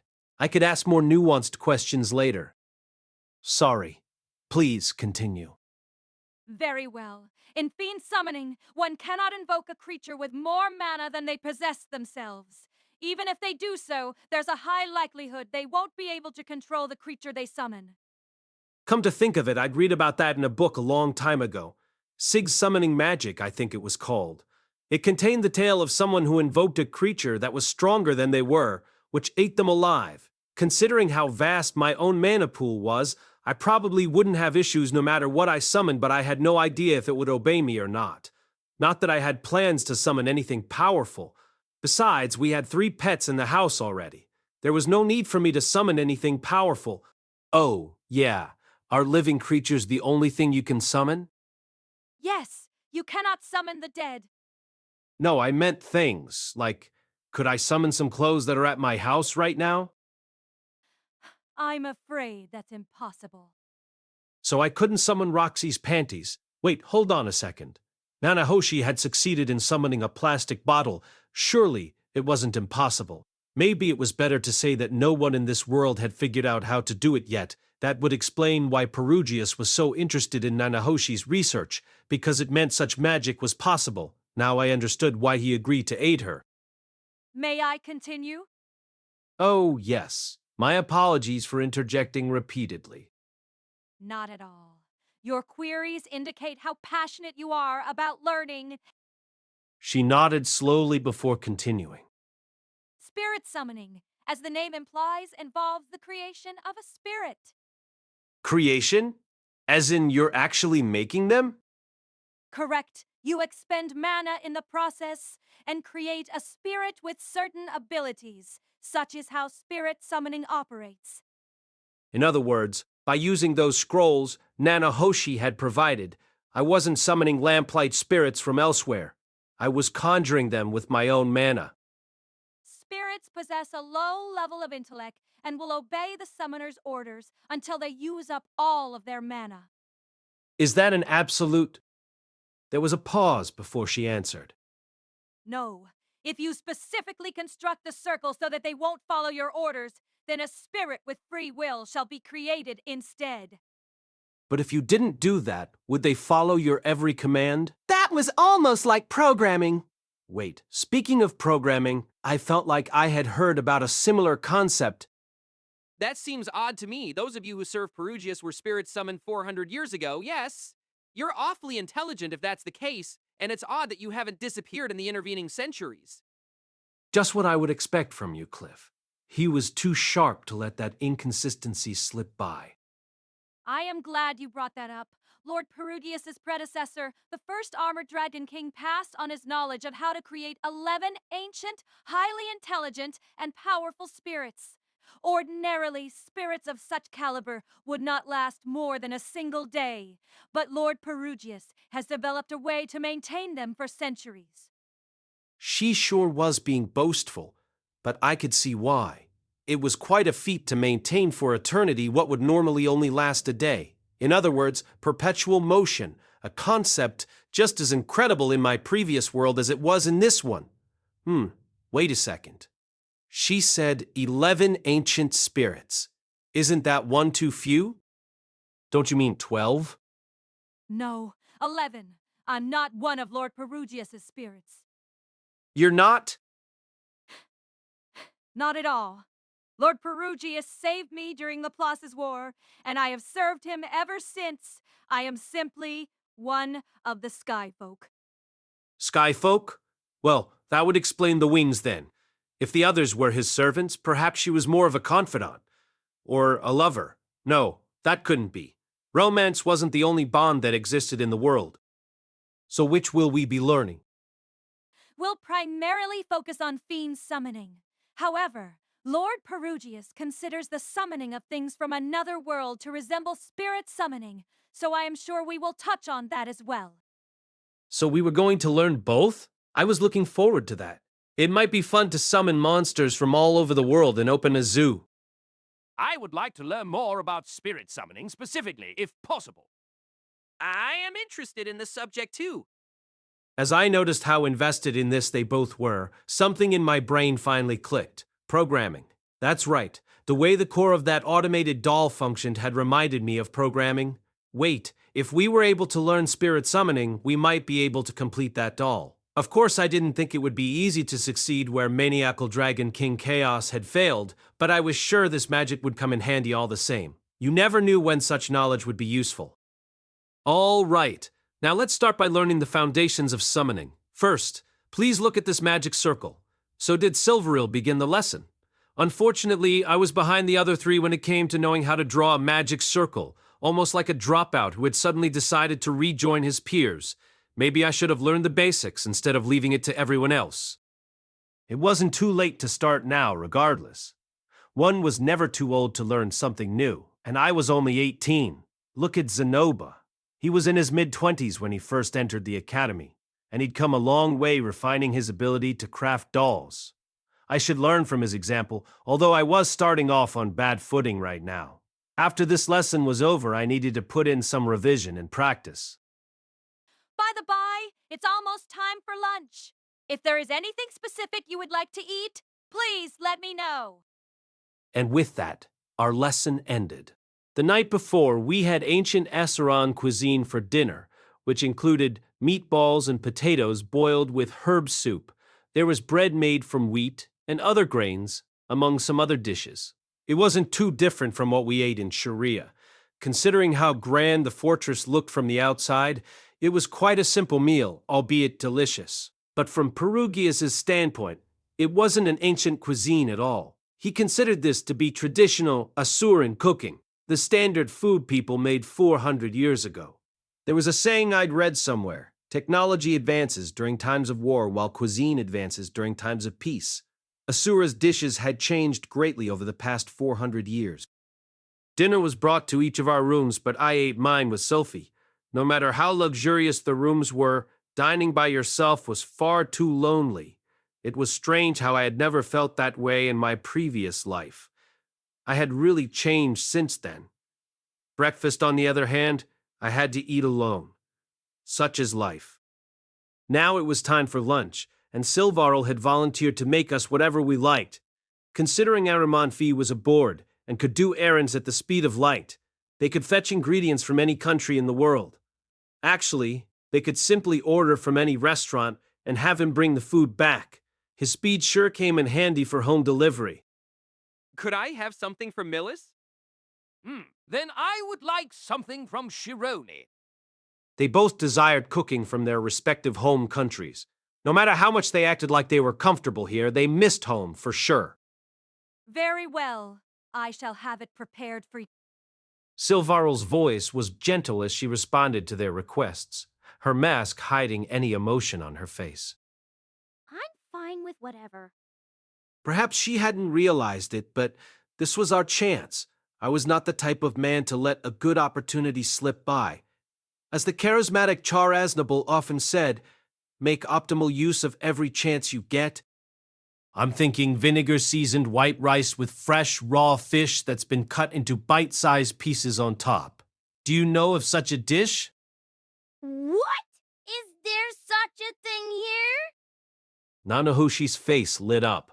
Unfortunately, Silveril shook her head. No, I have never heard of such a thing, although we do have rice here. Nanahoshi's shoulders slumped. I was overjoyed to hear this, however. As long as we had rice, we could easily find something else to go with it. How about cold water with raw egg and wheat flour mixed into a fine batter that you can dip shrimp, squid, or vegetables in and fry in oil at a high temperature? I have never heard of that either, although we do have wheat flour and eggs. Ooh, so they do have eggs, which means I can always have raw egg cracked over steamy hot rice. Unsurprisingly, sushi and tempura were a no-go. That probably meant I was out of luck with sukiyaki as well, since it involved boiling soy sauce, sugar, and mirin in a pot. Whatever we got here wouldn't be as delicious as what you could eat at a restaurant back in Japan, but at least with these ingredients we could make something. What we really needed was soy sauce. That was the real Japanese flavor. How about a sauce made from fermented soybeans? Either soy sauce or soy paste would be fine. We don't have anything like that here at our fortress. As I suspected, no such thing exists here. I have heard, however, that Byeral Kingdom uses a sauce similar to the one you described. We could order Aramonfi to go search for it. Yes, please. I didn't care that it was extra trouble for Aramonfi. If we could have him search for it, then we might as well. After an hour, he came back without any soy sauce. It was no surprise given the short time frame, and it was my fault for only bringing it up when it was almost lunchtime. But while he may not have found soy sauce, he did bring us something else, a reddish-brown substance that the people of Bihero made by fermenting beans. They called it tofu, but I decided to call it miso instead, because come on, this is totally miso. If memory served me correctly, Byeral Kingdom was located in the northeastern part of the central continent. Miso and soy sauce were two sides of the same coin. Perhaps they had already invented soy sauce in that country. Someday, I'd need to head out that way to see for myself. I'd have to find time to visit, even if it was 10 or 20 years down the road. That aside, we had rice and miso, so naturally, I asked them to get us some white fish. Sadly, we didn't have grated radish or ginger, but we did have lemons. Pickled vegetables would have been a nice addition, but there was no use fussing over something they didn't have here. I did my best to give Syveril a decent recipe, keeping the available ingredients in mind. Is this what you wanted? She asked, reappearing a while later with some piping hot white rice. Steam rose from the miso-flavored shellfish. Then there was the nicely toasted white fish with lemon. There were 2 plates, one for me and one for Nanahoshi. Mine came with a raw egg. Sometimes you gotta treat yourself to some comfort food like this. After a long pause, Nanahoshi replied, Yeah, I guess. Although the 2 dishes looked perfect, Nanahoshi gazed at them in dismay. Perhaps she disliked that they only resembled Japanese cuisine without actually replicating the flavor. Well, I couldn't blame her. It tasted nothing like I remembered, but it was still fun to give it a try, even if it wasn't authentic. Put your hands together in thanks and let's dig in. Yeah, let's. Nanahoshi kept frowning as she picked up her spoon and fork and began eating. Her expression was contorted in disgust as she deboned the fish, squeezed some lemon, and took a small bite. Next, she took a hesitant bite of the rice, chewing slowly. There was a white porcelain bowl filled with miso soup that she also sipped from. This miso soup doesn't have any dashi in it. Big, fat tears welled up in her eyes. She continued eating as they fell.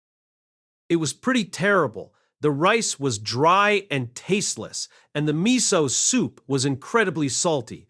While the fish was delicious enough, it smelled awful, and it didn't go with the lemon at all. The balance was terrible. It wasn't good at all. The Japanese cuisine from our memories had a much more delicate flavor. Despite all of that, Nanahoshi continued shoveling it down through her tears. She didn't speak again until she finished, but that didn't take long. Thank you for the food. Hearing that was enough to know I'd made the right choice.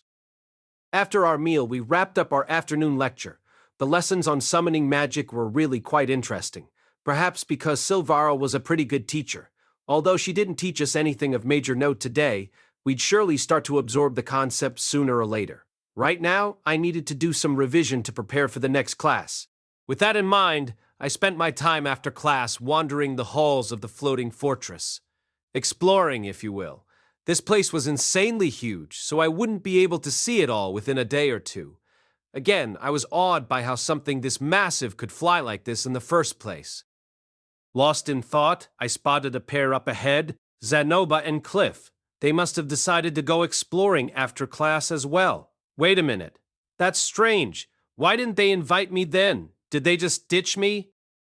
Hey Zanoba, Master Cliff, what are you 2 doing together? I asked, moseying over. I'd prefer to be part of the pack instead of being a lone wolf, if it's all the same to you guys. Master, actually I was wandering the halls when Lord Cliff called me over. Yeah, that got my attention, so... Apparently they weren't hanging out specifically, so it wasn't like they ditched me. What a relief. Good thing too, since I wasn't actually a wolf, wild or otherwise. I was a human, one that enjoyed flocking with other humans. since that was what made us the greatest mammals on land. That's right, we should group up, since we'll be stronger together. And what is that you're referring to? Cliff indicated some nearby stairs which curiously led down rather than up. Apparently, this place wasn't just ridiculously huge, it also had a basement. Huh, that does seem interesting. If you guys are planning to investigate, I'd be happy to come along. Be more than welcome to, but What? Is there some kind of problem? it's not that. I just wonder if it's really okay for us to go down there without permission. I don't know. They did tell us we were free to wander about the castle, but was the basement considered part of the castle? Did people usually let others freely enter their basements? Personally, I kept some precious items in mine and would prefer no one disturb them. It shouldn't be a problem. Why don't we have a look? Lord Perugius said we were free to enter any rooms that weren't locked. These stairs aren't even behind a door, so he surely wouldn't mind. Wait, hold up a sec. Sometimes people have unspoken rules about this kind of stuff, you know? Unspoken rules as in manners that were so deeply ingrained in people that they thought of them as common sense. You really think so? Zenoba tilted his head, not entirely convinced. Perhaps, being royalty, he couldn't fathom having a room you wouldn't want other people to enter. Oh, while the three of us waffled back and forth, Nanahoshi suddenly appeared. She was the type who preferred solitude, but perhaps our numbers had got her attention enough to reel her in. What are you guys doing here? We explained that we were interested in where these stairs led, but were uncertain whether or not we'd be permitted to freely venture down them. Sure you can. Really? We can? Yeah, the doors he doesn't want you to enter down there are locked anyway. Have you ever opened one of them and gone inside? Yeah, last time I was here, I got to see a few. She must have been referring to her previous visit with Orsted. The thought alone was enough to make my legs feel like jelly. I could almost imagine him being here. You can't enter most of the rooms down there since they're locked. But there is something interesting down there since they're... Something interesting? Something you boys would probably enjoy. I hadn't heard someone use you boys to collectively refer to my friends and me in a while. Nanahoshi seemed like the sort to use that phrase all the time, at least before she got transported here. If you're that nervous, shall I be your guide? The three of us exchanged looks. Zenoba and Cliff were both eager to take her up on the offer. I was feeling a little less adventurous, but I didn't want to be the only one left out. Since she was volunteering to guide us, surely there wasn't any danger in going. Yes, please. The basement was even more massive than the main floors. On top of that, they were more maze-like too. Things became more complex after we made our way down several flights of stairs, turning into what resembled a dungeon. It made me wonder if the ground floor was only for entertaining guests, and the real fortress was actually underground. We wandered the halls at length with Nanahoshi leading us. In the beginning, there were a number of curious doors we tried opening, but they were all locked. Unlocked doors just led to empty rooms anyway. How many flights of stairs have we gone down by this point? We must be pretty far below the main floor by now. Although sparsely lit, the first basement floor had at least been clean. However, it got darker the deeper we went, and it was dank down here too. There were fewer doors and more split pathways and turns to take. The floors even sloped here and there, making it all the more labyrinthine. The corridors hadn't been cleaned this far down, and mice periodically raced past our feet as we went. Their eyes shone green in the darkness. It was eerie, but at least they weren't monsters, and they did flee the moment they saw us, as you'd expect from rodents. Apparently, we had entered an unused part of the fortress, but that didn't stop Nanahoshi. She did, however, ask me to summon a lamplight spirit before we proceeded further. I'm not familiar with this type of architecture. For me to not recognize it all must mean it's from before the first great human-demon war or... Zenoba's voice trailed off. He was deriving plenty of enjoyment just from viewing the layout of the basement. His spirits remained high even as we ventured deeper and deeper. Hey. Silent, are you sure you're not lost? Nope, I'm fine. Although he found it entertaining at first, Cliff was starting to lose his patience. We were meandering about the halls without entering a single room we passed. Ah, this is positively amazing. It's a rare opportunity to be able to see, Master. Look at the way those stones are arranged. That's a special way of layering them. At a glance, they all look random in size, but they're all natural. None of them have been artificially altered. But when you consider they're part of a basement supporting a castle, this enormous, it's baffling how the place is still standing. You don't really see stones like this on our continent. I don't have much interest in architecture, but the mysteries of this place are captivating. I have to wonder exactly why they chose this kind of method. Zenoba was genuinely enjoying himself. The moment he discovered something new, he would start going on like this. Master, what do you think of the way these stones are laid out? I don't know anything about this Wait, I've seen this kind of architecture before. This is block pattern piling, I think it was called. Aha! I would expect nothing less from you, Master. So you do know about this technique. Block pattern piling, you say? How exactly does this technique work? Look there at the corner. Those stones have been altered. Whoever built this cut them into a rectangular shape and piled them together in an alternating pattern. See? By doing that, you can enhance the stability of the corners. Oh, I see. By increasing the stability of the corners, you strengthen the entire structure as well. Seeing block pattern piling here was quite a shock. It made me wonder if someone from the Warring States period had built this castle. No, that couldn't be. This wasn't a Japan-only technique. Surely people here came up with the same method of arranging the stones to reinforce the stability of their buildings. Plus, stone architecture was pretty common in this world. This technique must have been something they innovated at some point in the past. Oh! After we went down another flight of stairs, the atmosphere around us shifted.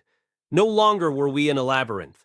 Instead, we were wandering down a vast corridor with a single large door in front of us. It resembled the one we'd seen in front of the audience chamber, with an armored Dragon King crest engraved on it. This gave the impression that something precious and valuable was hidden within. A dead end? Nope, this is our destination. She strode forward and pressed her hand against the door. Although she barely touched it, the door gave way with a creak. Apparently, this one wasn't locked.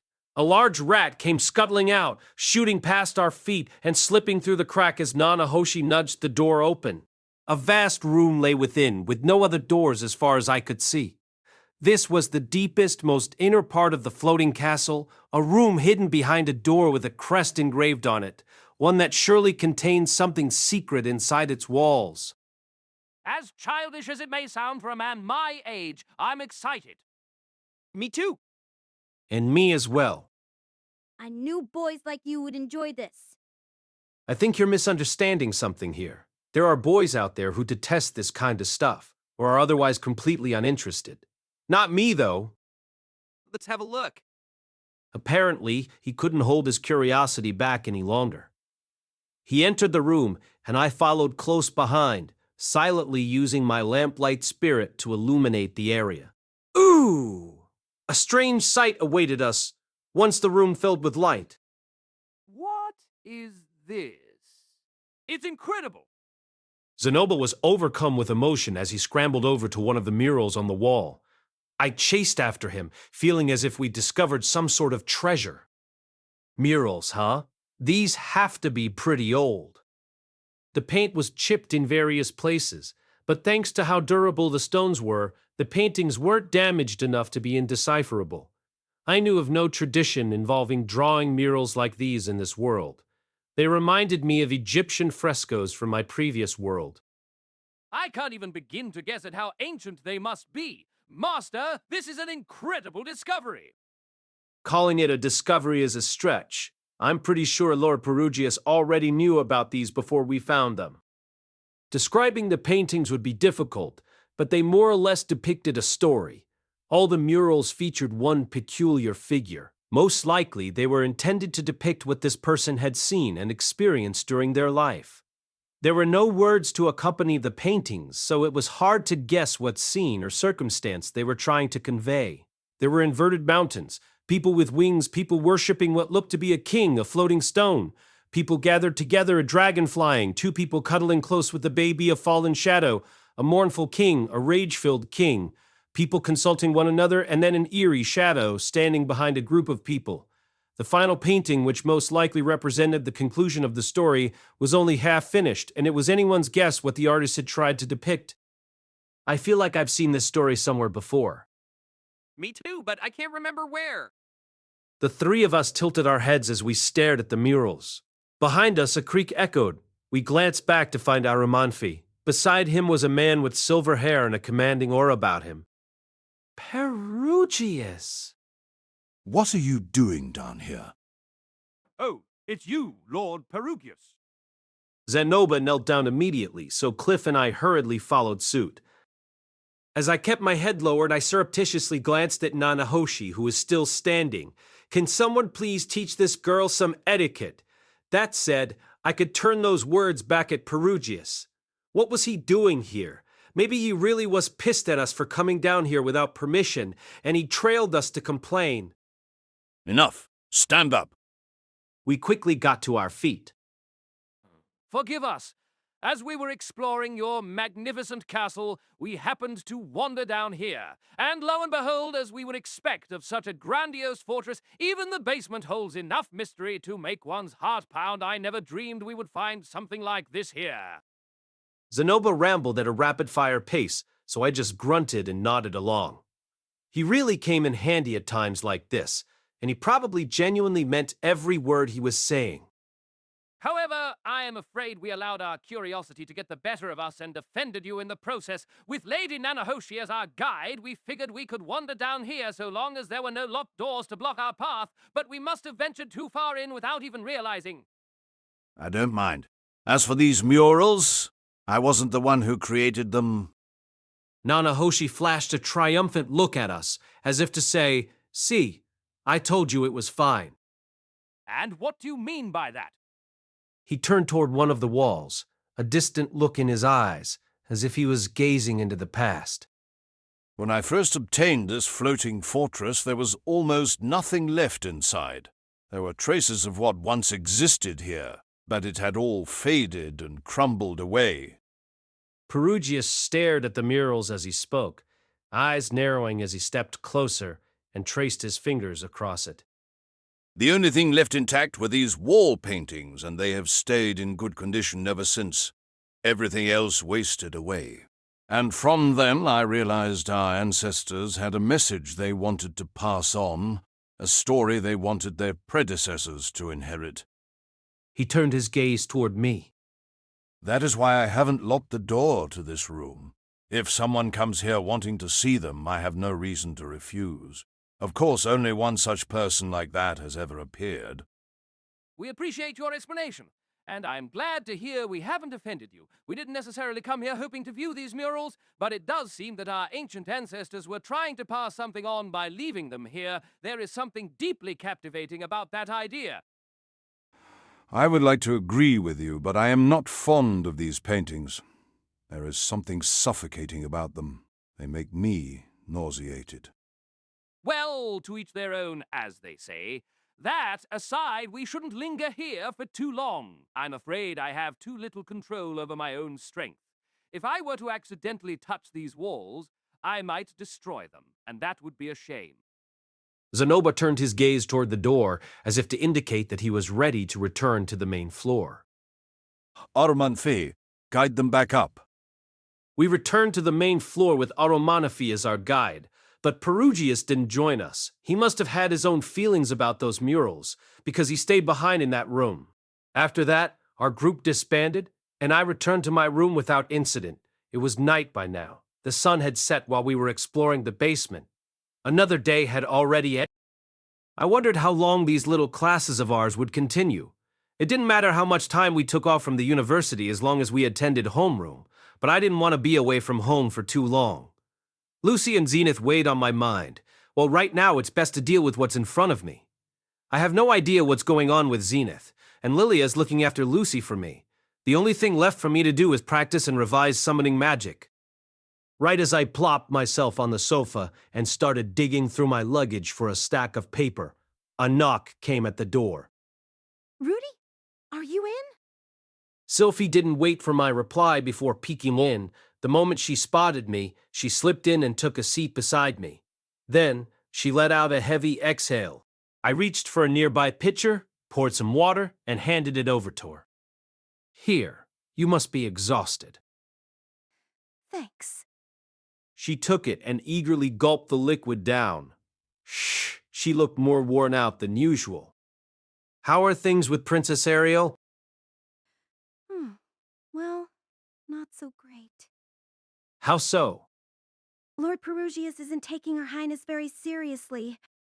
Apparently, Ariel wanted Perugius in her camp, so she was going out of her way to list all the benefits he would earn from backing her.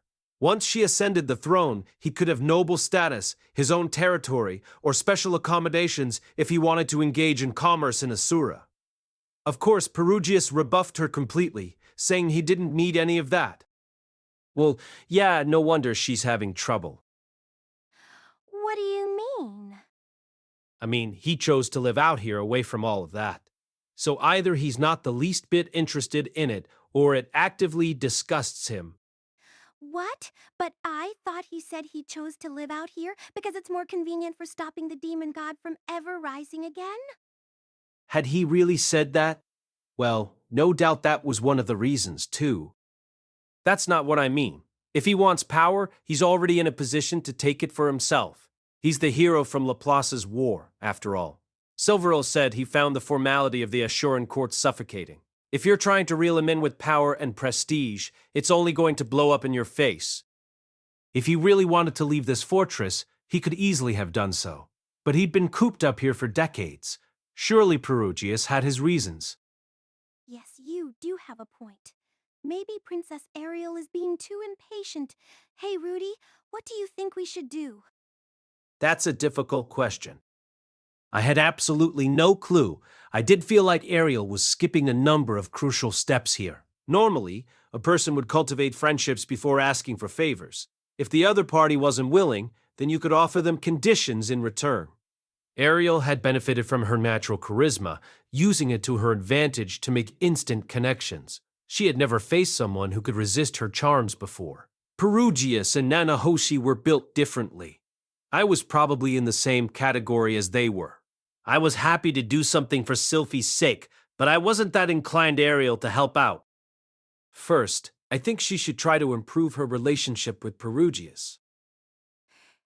Improve it how? By sharing his hobbies or asking him about heroic stories from his past.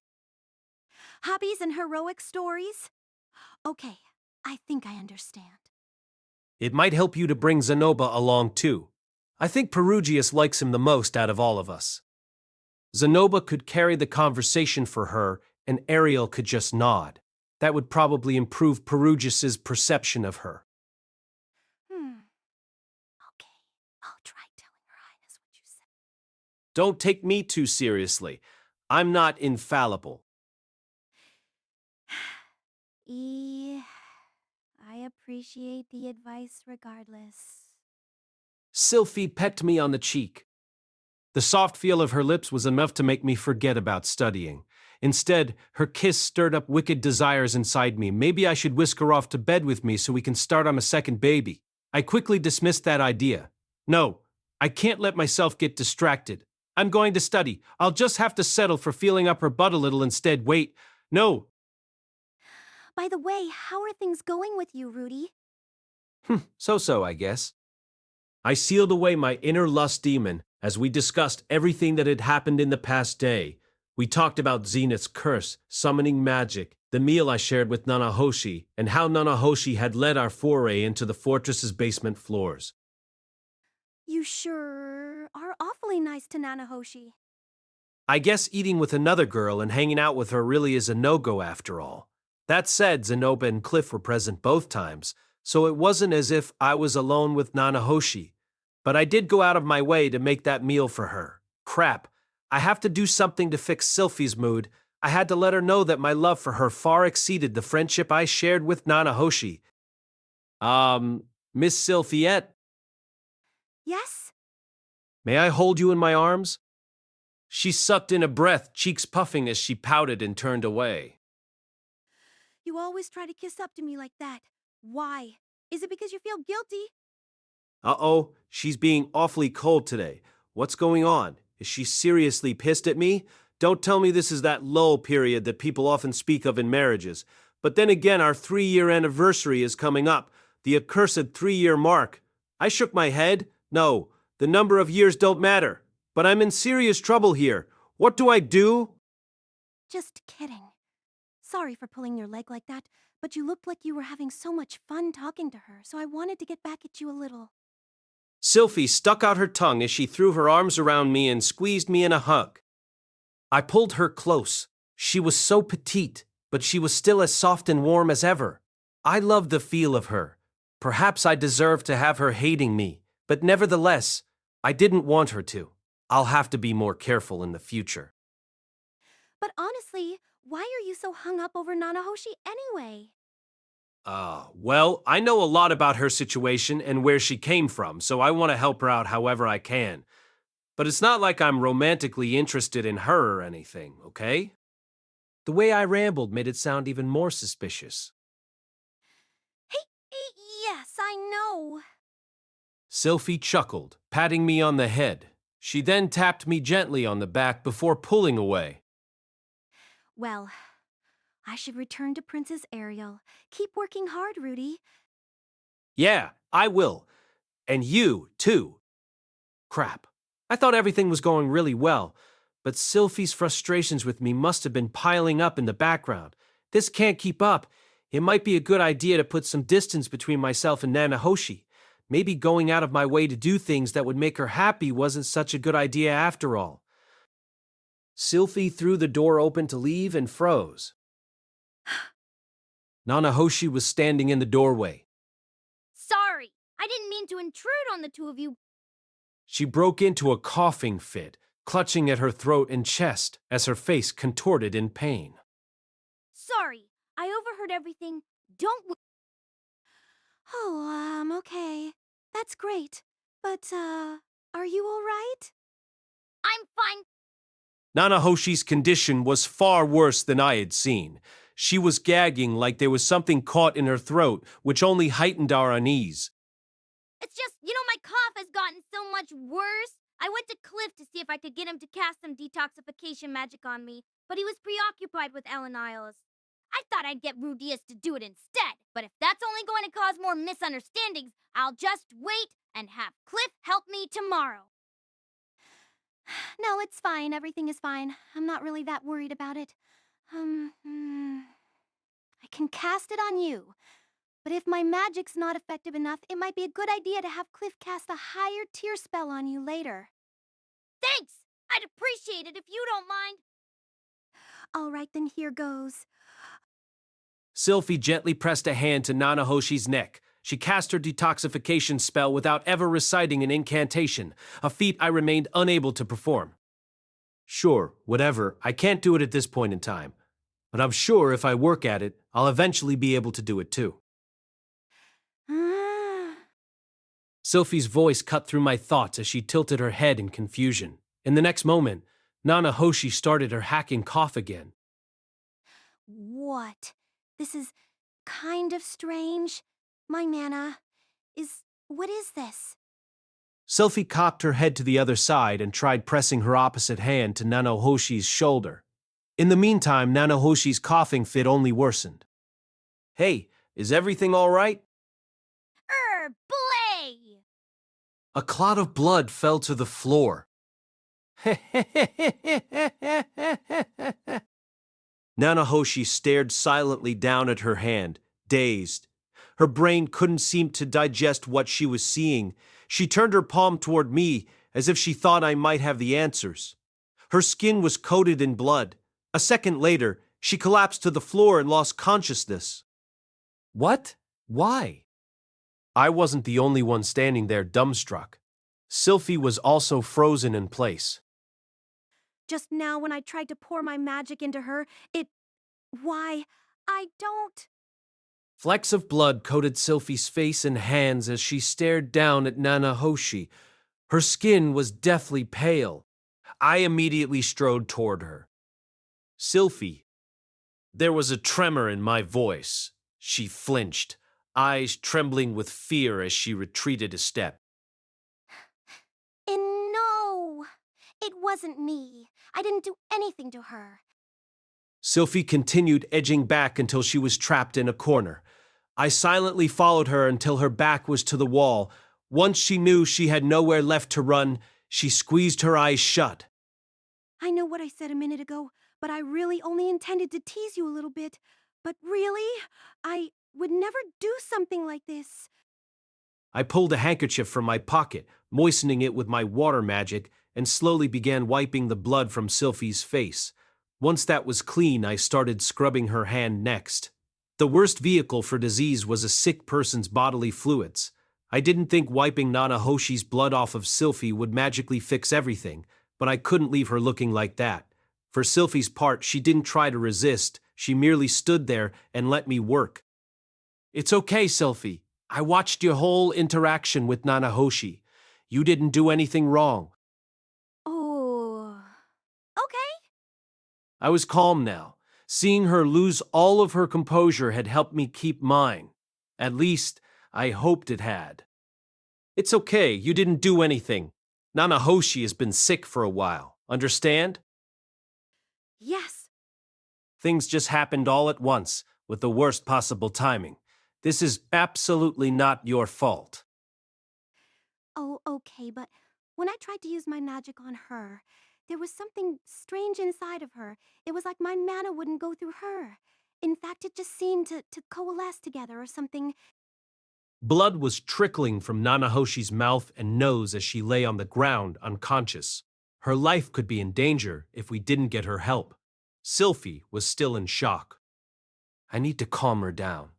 No, maybe just the opposite. Perhaps I should order her to do something. Usually, when someone was in this sort of confused state, giving them something to do helped them snap out of it. Listen to me, Sylphie. I need you to get help either Cliff or Lord Perugius. You want me to go? Yes, I'll watch over Nanahoshi and do what I can for her, but in the meantime, I need you to go get help. Can you do that? Yes, I can do that. Clarity returned to her eyes as she dashed into the hallway and left. Sylphie had faced carnage several times before, but that hadn't prepared her for having an acquaintance throw up blood out of nowhere. Even she was caught unprepared. Worse yet, it all happened right after Sylphie touched Nanahoshi. I knew my wife wasn't the type to hurt someone else, no matter how jealous she was. That said, sometimes she could be compulsive and nope, not possible. All right, I said, throwing those thoughts out the window as I turned to face Nanahoshi.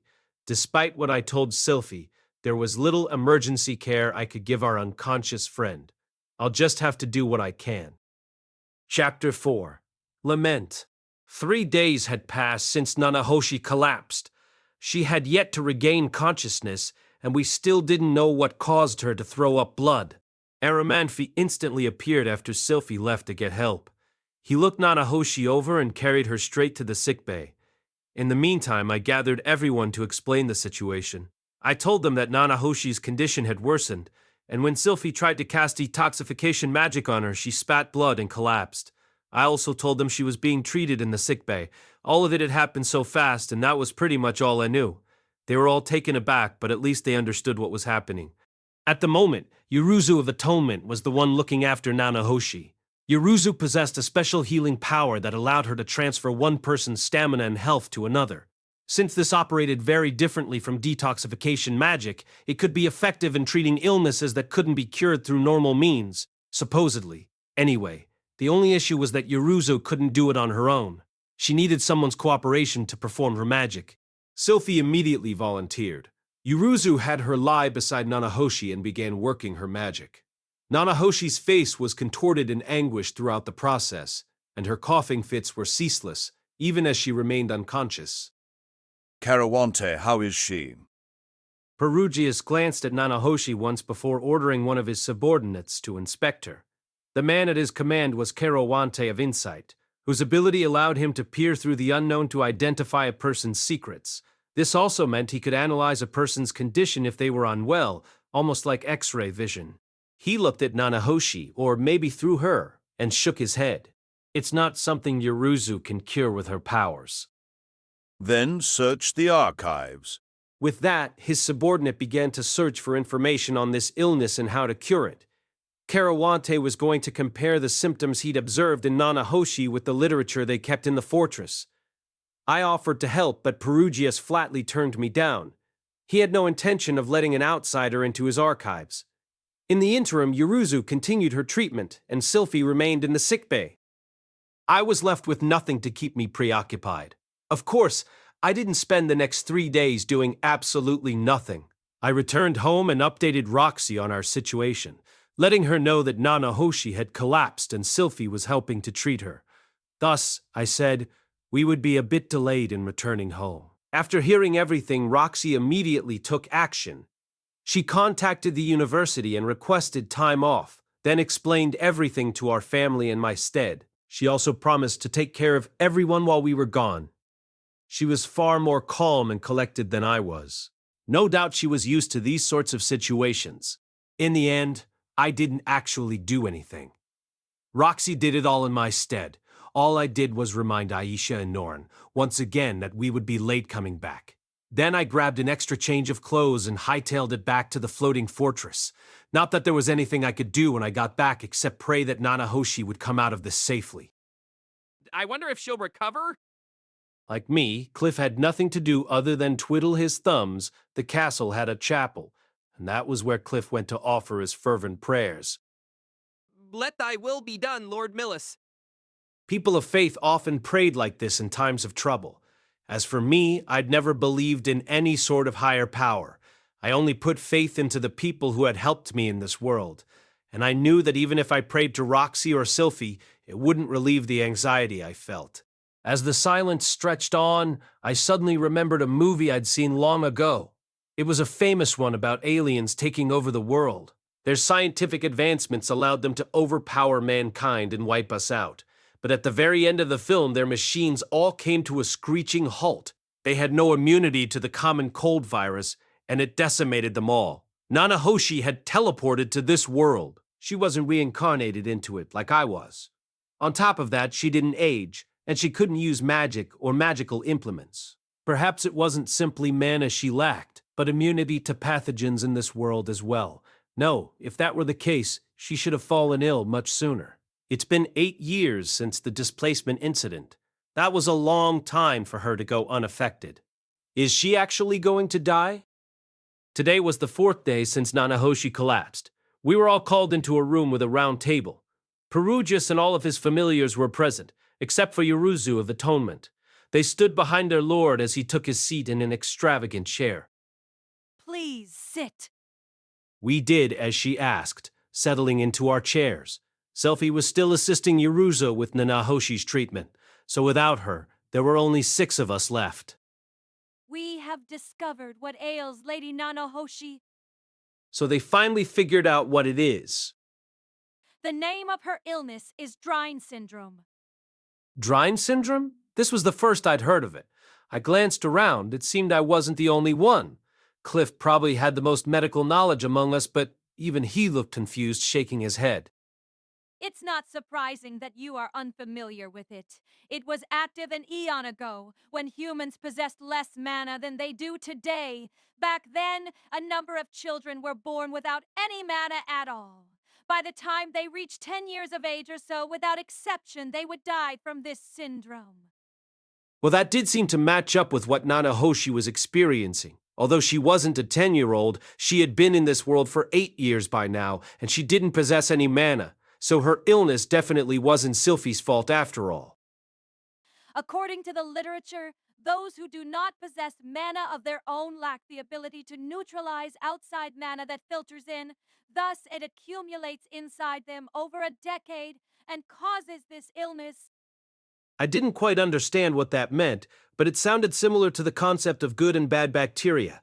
Having your own mana meant having good bacteria to flush out the bad, but those who didn't have any would only build up bad bacteria in their bodies instead.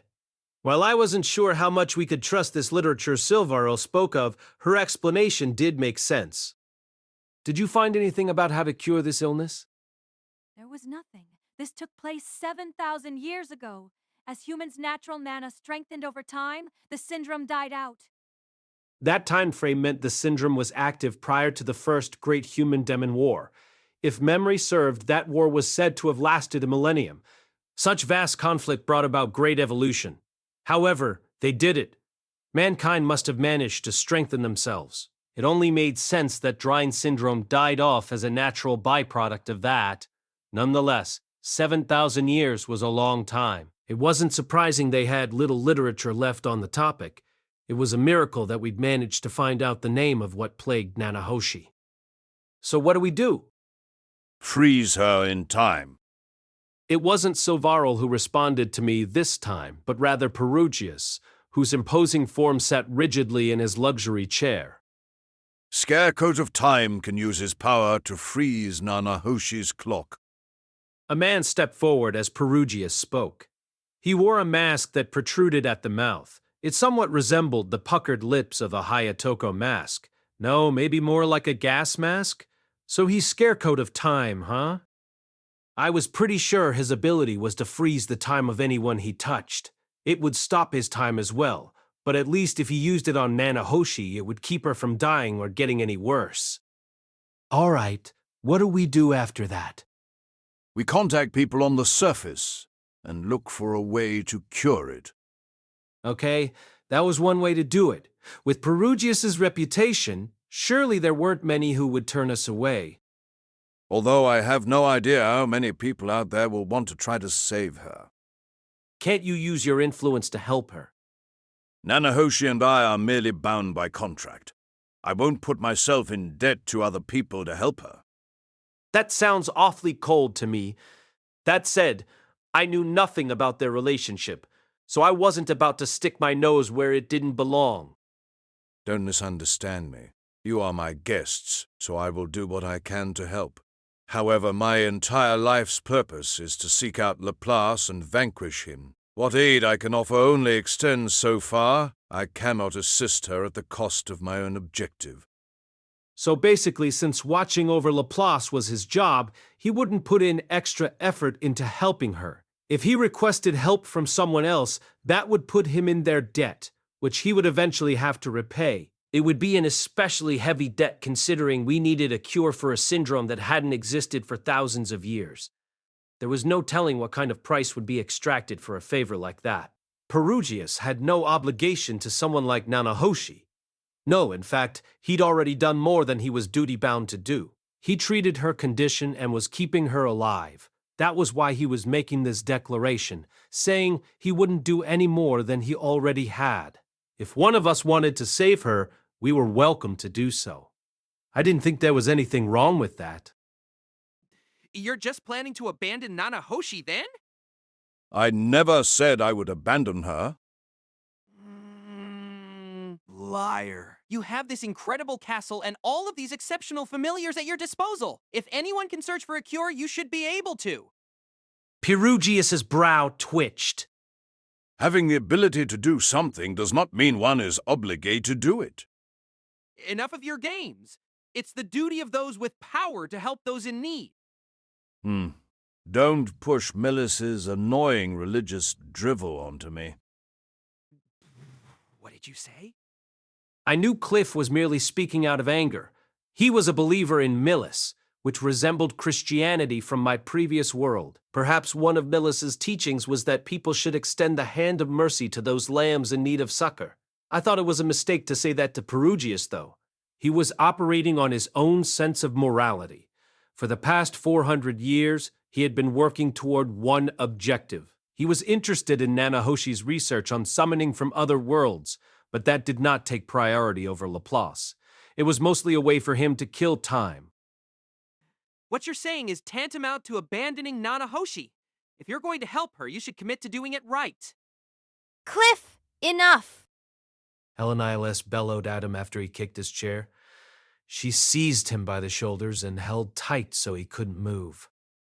I know how you feel, but hold it in. I don't want to lose you over something like this. His lips drew taut. Around the room, all 11 of Perugius's familiars were poised for battle. Perugius took one glance at Cliff, who was comparatively powerless, and his lips curled into a mocking smile. If you're so bothered over her condition, why don't you take action? Your god would say the same, would he not? When helping those in need, don't rely on others, I believe it was. Cliff scowled as he slid back down into his chair, vexed by Perugius's words. Surely it wasn't his intention to jump down Perugius's throat. It simply upset him that someone so powerful who seemed capable of anything wouldn't try to help us. Huff. Okay, now what? I want to help Nanahoshi out, but I have no idea where to start.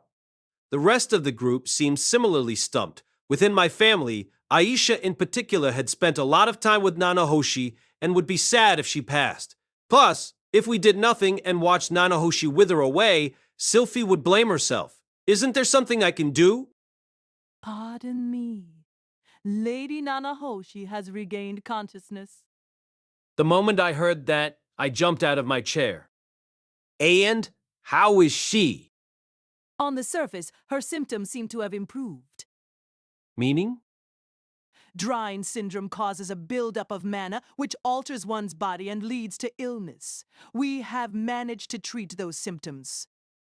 By the sounds of it, Dryne Syndrome seemed to resemble AIDS. All of her coughing up until now must have been a sign. That was why our detoxification magic was effective at clearing her surface symptoms, but never entirely got rid of the problem. Can't you absorb the mana from her body or something? I'm not able to do that. Then don't you know anyone who can? Yuruzu slowly shook her head.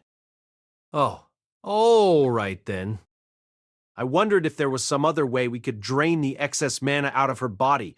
For instance, we could make a magic implement with such properties. Surely, our ability to make such objects had progressed in the 7,000 years since Dryne Syndrome first appeared. What else could we do? Could I use the mana absorption stone to cleanse her? Nah, that thing isn't capable of absorbing mana from inside a person's body. Although I get the feeling it's not impossible to use it that way. Maybe we should make something instead? But how long would it take to make something with those capabilities? And there's not even any guarantee we could make such a thing. Shit. At any rate, I'm going to go see how Nanahoshi is doing, I said, making my way to the door. The others quickly followed me. The sickbay was desolate. It had the same furniture as the guest rooms, but the interior was made of windowless stone. An operating table of sorts stood in the center of the room, and there was also a cabinet containing a knife and bandages and other medical supplies. Silence hung in the air. Nanahoshi was in a bed in the corner of the room. All the blood she'd hacked up was gone now. At some point, Sylphie and Yuruzu had given her a pristine white gown as if she were some kind of hospital patient. From the outside, there was no indication that she was in any danger, yet the life seemed to have been drained from her. Nanahoshi, are you okay? She glanced at me. Do I look okay to you? No, she didn't.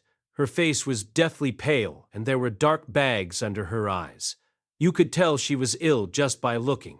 Perhaps Yuruzu's powers of atonement were also draining for the patient. Incidentally, the bed beside Nanahoshi's was empty. Yuruzu had Sylphie carried off to her guest room right as we came in. I'd seen Sylphie in passing and she looked emaciated. She'd been helping with Nanahoshi's treatment these past 4 days. Although she hadn't gone without food and water, it still had a noticeable impact on her constitution. Yuruzu said they can't cure me. I know, I said as I sat beside her. It seemed Miss Yuruzu hadn't hidden any of the details from Nanahoshi. Well, I'm sure you'll get better soon, though. We both know why won't. She turned her gaze to the wall and went quiet, perhaps saying that had been a bit reckless of me. After a long, drawn-out silence, Ariel and the others tried talking to Nanahoshi. Some of them tried to comfort her.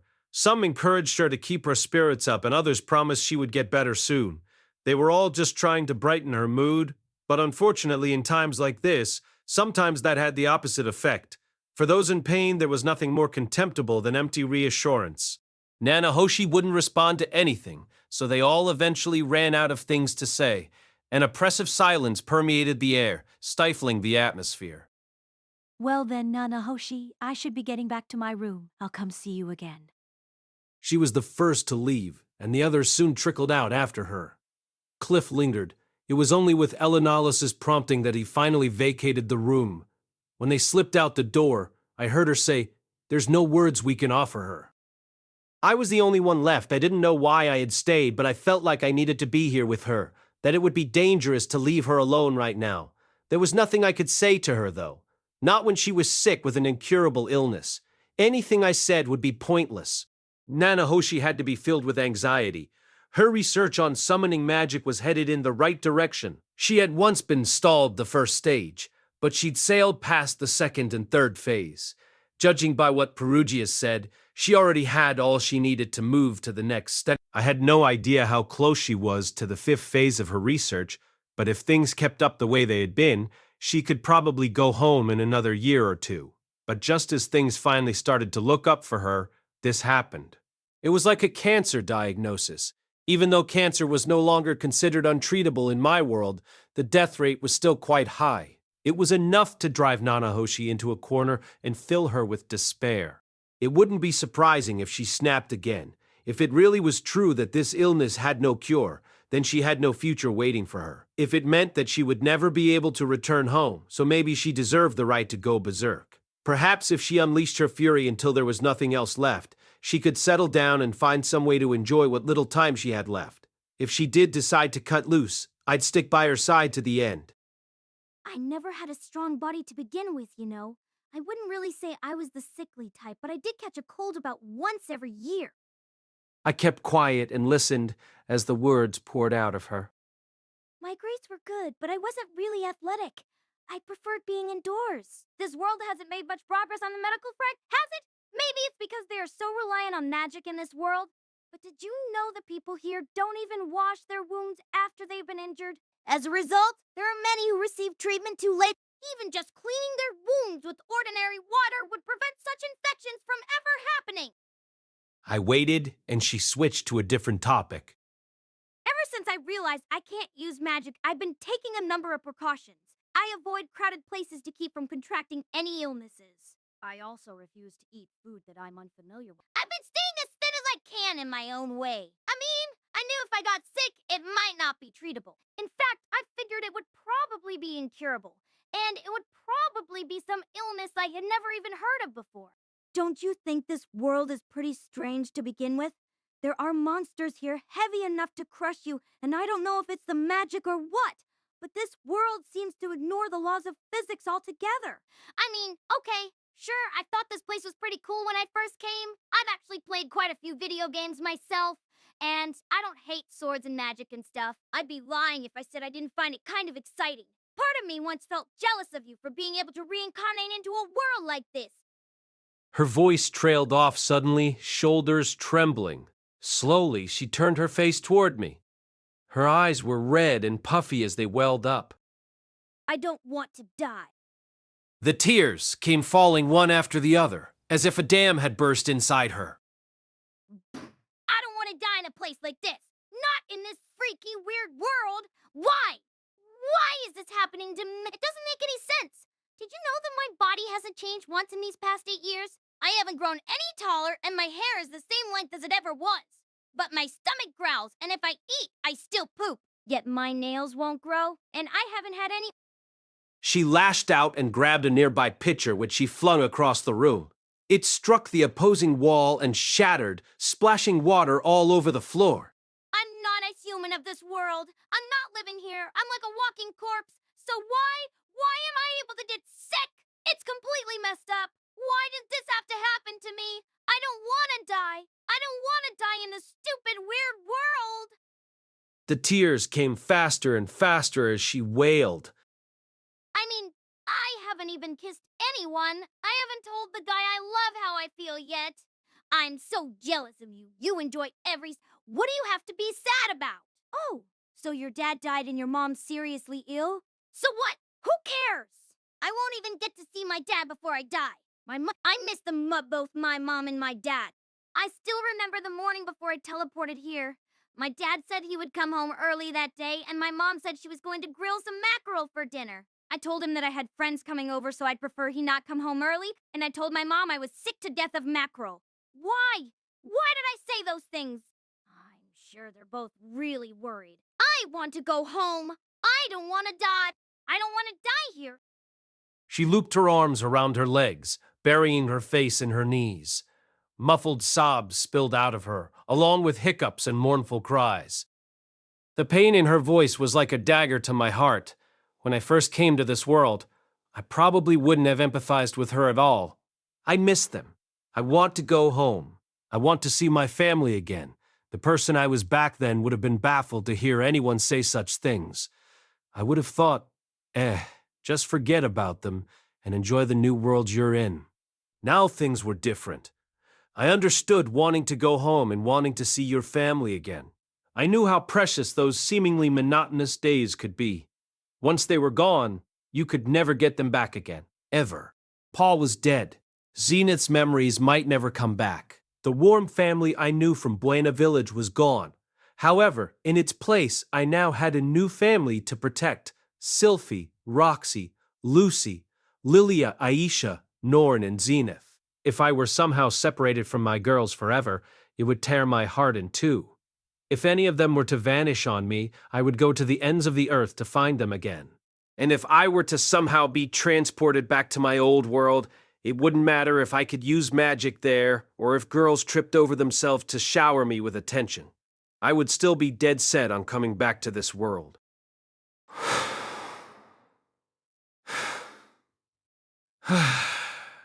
Hick! Nanahoshi's entire body shook as she squeezed her arms around her knees. She'd never gotten any closer to Zenoba, Cliff, or Sylphie than was absolutely necessary, but she always listened to me. When I asked her for something, she would oblige. When I held a party, she would attend. In hindsight, she'd never treated me unkindly. She brightened up just a bit whenever we spoke Japanese to each other. As the only person who could speak her mother tongue here, I was her one respite from it all. Please, someone save me. I got out of my chair. I returned to the room with the round table to find Perugius still seated inside. His familiars had all left. He was there all alone, as if he'd been waiting for me. What is it? I'll save her. I would greatly appreciate it if you could spare me any assistance, but I won't ask for more than you are willing to give. His brows lifted in surprise, but he nodded. Oh? You're going to look for a way to save her? He stared fixedly at me, as if trying to ascertain how genuine I was being and how determined I was to see this through. I sensed skepticism from him, as if he didn't think I would do anything unless it benefited me, but I wasn't really the calculating type. Since I had nothing to hide, I stared right back at him. Very well. I would be aggrieved to see her die as well. Great, I've decided what I'm going to do, but now where do I start? This was an illness extinguished over 7,000 years ago. None of us had a clue how we could find a cure for it. All we knew for sure was that detoxification magic and healing magic were ineffective. Perugius would have said something if the cure were that simple. Maybe a magical implement? But I have no idea if that would do the trick either. If we were looking for a magical implement that could affect someone internally, Cliff had engineered one for Elenolize. In her case, he had improved it over time while ascertaining its effectiveness, but even then, it hadn't entirely lifted her curse. Still, perhaps we could do the same with Nanahoshi and gradually work on her condition while adding improvements to the device. That would, however, require us to monitor her constitution for changes over time, and Nanahoshi probably didn't have that much time. She'd vomited blood during this flare-up. Yuruzu had cured the surface symptoms, but they would no doubt reappear soon. She might not live through the next flare-up. On top of that, with her body frozen in time, there was no opportunity for us to experiment, so we couldn't use a magical implement. Perhaps we could make one eventually, but right now, we needed something with immediate effects. Maybe someone knew of such a treatment, like Mangod or Orsted. They were the most likely candidates in my mind. Problem being, I had no way of contacting Mangod. With any luck, he might visit me in my dreams tonight and impart his advice, but our communication was entirely by his leisure. I had no way of reaching out. Plus, we didn't have the time to spare waiting around and hoping he might show up. Lord Perugius, is there any way for us to contact Dragon God Orsted? No, I do not know his current location. so even Orsted was beyond our reach. In any case, I doubt he would know a solution either. He only appeared in this world about 100 years ago. Wise though he may be, he would have no way of knowing about an illness from 7,000 years ago. Orsted was about 100 years old then, huh? I figured he'd been around longer than that. Compared to Perugius, he was pretty young, even if he was still way older than me. All right, but then who in the world would know about a 7,000-year-old Illin too? Wait, there is such a person, I just remembered. Yes, indeed, there was someone who had lived that long. I didn't get the impression that they knew a lot about diseases and the like, but there was no harm in asking. Actually, there is someone who comes to mind. Oh? That said, I had no idea how to find them. The last time we met was entirely by coincidence, and we parted ways not long after we ran into each other. I had little connection with them on top of having no way to contact them. Still, I had to do something. If I waited around here, nothing would change. Would it be possible for you to send me to the Demon Continent? The Demon Continent. And what do you plan to do there? I had only met this person once in the past. Roxy had apparently run into them as well, but it was anyone's guess as to where they were now. Nonetheless, I had known their name, her name, rather for a long time now, having studied about her exploits when I lived in the Fitoa region. Our meeting was one I'd never forget. I'd like to track down the demon world's great emperor, Kishirika Kishirisu. Kishirika, that was the name of the woman responsible for the first great human-demon war that happened 7,000 years ago. Chapter 5. Return to the Demon Continent. Our plan was simple. First, Perugius would get us to the Demon Continent. We would then start our search for Kishirika and ask her if she knew how to cure Dryne Syndrome, or, failing that, if she knew anyone who did. Really, it was simple. Or, at least it would be if she was holed up in some castle somewhere like Perugius. Sadly, Kishirika tended to wander the continent, so it was down to luck if we could find her. I had no idea how long that would take. The situation wasn't all bad, at least. Perugius said he would make a teleportation circle that would take us to one of the Demon Continent's central hubs. Simply put, we could teleport instantly to most of the towns in the Demon Continent from this castle. I'd been most anxious about travel time, so that worry was out of the picture at least. With any luck, we might be able to find Kishirika within the week. Teleportation circles were a bit terrifying, though. Their power let us instantaneously travel from this castle in the sky to any town in the world. That meant, as a tool of war, they could let armies bypass any terrain or defenses. Not that anyone would try to invade this fortress. Still, I could understand why it was considered forbidden magic, and why Orsted and Perugius only used it in secret. No, I'm sure they're not the only ones using it. No doubt there were other spells and tools that people used in secret despite it being forbidden. Such was the way of the world. I had no qualms cheating and using such magic to speed up my search for Kishirika. We would be using Roxy's strategy when she came to the Demon Continent looking for me. We would visit each city individually and search them thoroughly before moving on. I wasn't sure how long that would take, but I guessed we'd be done in maybe a year. After all, travel would only take a day. The only issue we faced was potentially passing each other by as we moved to the next town, and Kishirika rolled into the one we'd just vacated. To counter that, I would take a page from Roxy's book and put in requests at each adventurer's guild we passed to reduce the chances of that happening. It would be a Kishirika treasure hunt, so to speak. We'd pay a handsome reward to anyone who managed to find and capture the great demon emperor with the stipulation that they leave her unharmed, of course.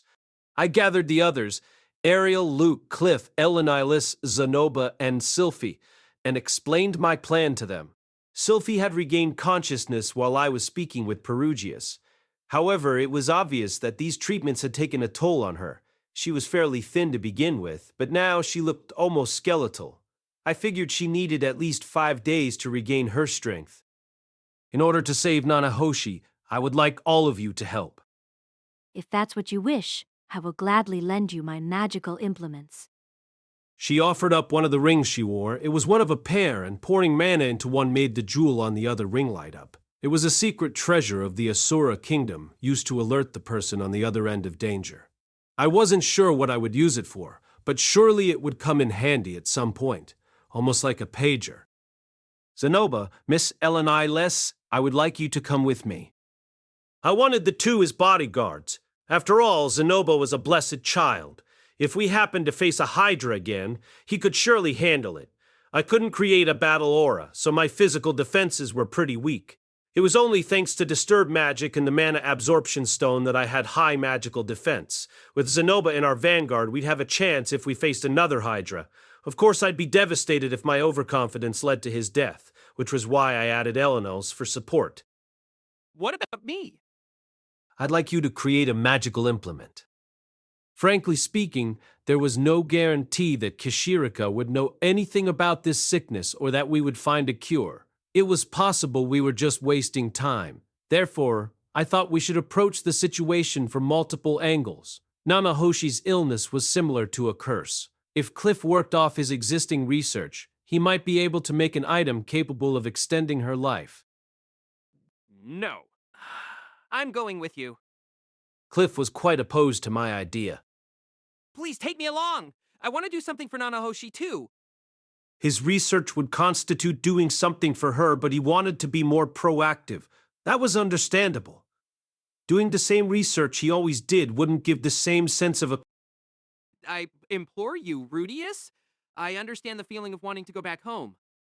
Now that I thought about it, Cliff had been away from his home for quite a while. He was fairly short for his age, so he only looked about 15, but in reality he was already 19. I think he said he left the holy country of Milis about 6 or 7 years ago. Cliff's desire to go home wasn't exactly the same as Nanahoshi's, given she was from an entirely different world, but he could empathize with her on some level at least. All right. I was already taking Ellen Elias with me, and with Nanahoshi frozen in time, there was a limit to how much research Cliff could do here anyway. I didn't have to force him to stay and work while we went out looking. He could resume his research if we came up empty-handed or failed to find Kashirika altogether. We would support him in whatever way we could.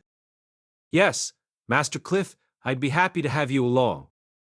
In that case, we needed to shorten our search time in order to make the shift to researching a cure as smooth as possible, assuming our current route of inquiry failed. About 6 months to a year should be sufficient. And what about me? What should I do? Sophie asked at last, her face pale. She had yet to recover her strength, so there was no way she could come along with us. Besides, Sylphie, I want you to rest for the time being. Sure, but after that, then what? When you finish recovering, I'd like you to return home and look after Lucy. What? Her face clouded over. Mushoku Tensei Volume 14 by Rifujin Namaganote, cast by Artale Studio. If you are interested in creating your own audio drama like this, please visit artale.ai and use promotion code ARTALE to activate your account. Now, enjoy the story. I might not be able to come home for the foreseeable future. I don't think it's good for a child to be away from both of their parents for so long. I wasn't saying a child absolutely needed their parents for proper childhood development, but Paul and Zenith were the reason I grew up the way I did. It was better for a child if they had parents to look after them. It was fine for their mom and dad to leave for a week or two, but not to leave a child without parents for months on end. Okay. I guess you do have a point. If you're not around, it's up to me to look after her. Sorry. No, it's fine. I had already told her that Nanahoshi's condition wasn't her fault, but it was clear that Sylphie still wanted to help. Sylphie, you have already done more than enough. I'll take care of the rest. Trust me. I know. She nodded, even though she still looked disappointed. It wasn't like she didn't love Lucy, but Sylphie had been fending for herself since she was 10, thanks to the displacement incident. Her parents had died before they ever had a chance to reunite. Sylphie had largely survived because of luck and the people she met along the way, but she still worked hard at her job and put a lot of effort into our marriage as well. Perhaps she thought a child would be fine without their parents. Or maybe it was a more widespread belief in this world that a child didn't always need a mother and father watching over them. Either way, Sylphie was still only 18. People's way of thinking didn't suddenly change the moment they had kids. Instead, they matured through the years as they raised said children. The thought of having kids never even occurred to me when I was 18 in my previous life. In that respect, Sylphie was doing fantastic. I do think Roxy will have some words for you if you're going to the Demon Continent. There's none among us more familiar with that place than her. You're right about that. If I run into any trouble while I'm there, I'll be sure to consult Roxy when I get back. Roxy wasn't here. I would love to have her advice, but Perugius had no intention of letting a demon aboard. He rebuffed me when I tried asking directly. At the same time, Roxy had her career as a professor to think about. After going through all that trouble to earn her position, it would be a shame for her to be fired after a year. I did want to save Nanahoshi, but not at the cost of everything we'd built as a family. Our lives were important too. That was why I needed Sylphie and Roxy to look after everyone else and keep things running smoothly. Okay, so part of that was probably my ego talking. My words weren't exactly wisdom for the ages, but all the same, I didn't want Roxy and Sylphie walking into danger. I never wanted to witness someone I loved die ever again. Not after Paul. Nowhere in this world was entirely safe, but the Demon Continent was far more dangerous than the magic city of Sharia. Please don't lose an arm or anything this time, okay? I'll be careful. That was precisely why I was bringing Zenoba and Eleniles with me. Although if either of them were in mortal danger, I would readily sacrifice my right arm to save them. Preferably not my own life, though, not if I could help it. Well, whatever. Things would go much better this time around, I was sure. I returned home once more to explain the situation to Roxy and the rest of my family. When I told them I wouldn't be coming home for a while, Aisha in particular looked anxious. Fortunately, going back and forth would be much easier this time. I planned to come back and see them every few days.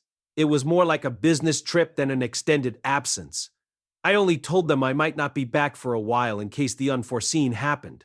There was a possibility our teleportation circle would deactivate. Then it would take us a long time to travel home. All right, I'm leaving things here to you. Okay. You be careful, Rudy. I figured she would insist on coming along, but she agreed to stay behind after hearing all the details. It was a bit anticlimactic, actually. Anyway, I would be traveling to and fro from the floating fortress, but it was important to prepare for the unexpected. You never knew what might happen. Perugius told us that even if we were unable to use the teleportation circle to return to the fortress, we could use a certain magical implement in front of one of the monuments to the seven great powers, and he would send someone to retrieve us. It wasn't that I didn't trust him, but you never knew what could happen. Maybe Laplace would revive the second after we left. If that happened, Perugius would be too preoccupied to worry about us. With those possibilities in mind, I secured a large sum of money and items we could barter with, as well as a map of the teleportation ruins. We would be able to return here from the Demon Continent in 6 months as long as we had all of these precautions in place. I also tucked a number of useful items in my luggage, including some lamplight spirit scrolls. My preparations were all in order. The teleportation circle in Perugius's fortress was located below the ground level. This way. Silvaro guided us to a room on the basement's 3rd floor. The door had been locked when we came exploring. The interior was unlit, but the pale glow of the circle kept the darkness from swallowing us up. Lord Perugius has newly drawn this circle. It is linked to a circle in the Demon Continent that has long gone unused. What do you mean by long gone unused? There are many teleportation circles in the world whose connecting circles have, for whatever reason, been destroyed, leaving them inactive. Teleportation circles only operated so long as both sides were connected. By linking his circle to one that had come decoupled, he could restore its functionality. The circle in question was probably one of many that had met such a fate. And Lord Perugius knows of all the teleportation circles out there? He is powerful and great. Honestly, it would be useful to set up a bunch of new teleportation circles linking to those old ones. Granted, such magic was forbidden in the first place, and I was sure he wouldn't teach it to me. Plus, fiddling with such things for selfish reasons would only net me more enemies, and that's a terrifying thought. No need to be greedy. Besides, I couldn't forget that anyone could use those circles. Not just me, it was always possible a fearsome monster could stumble onto one of those circles. If I created a bunch without regard for the consequences, it could lead to the destruction of an entire village.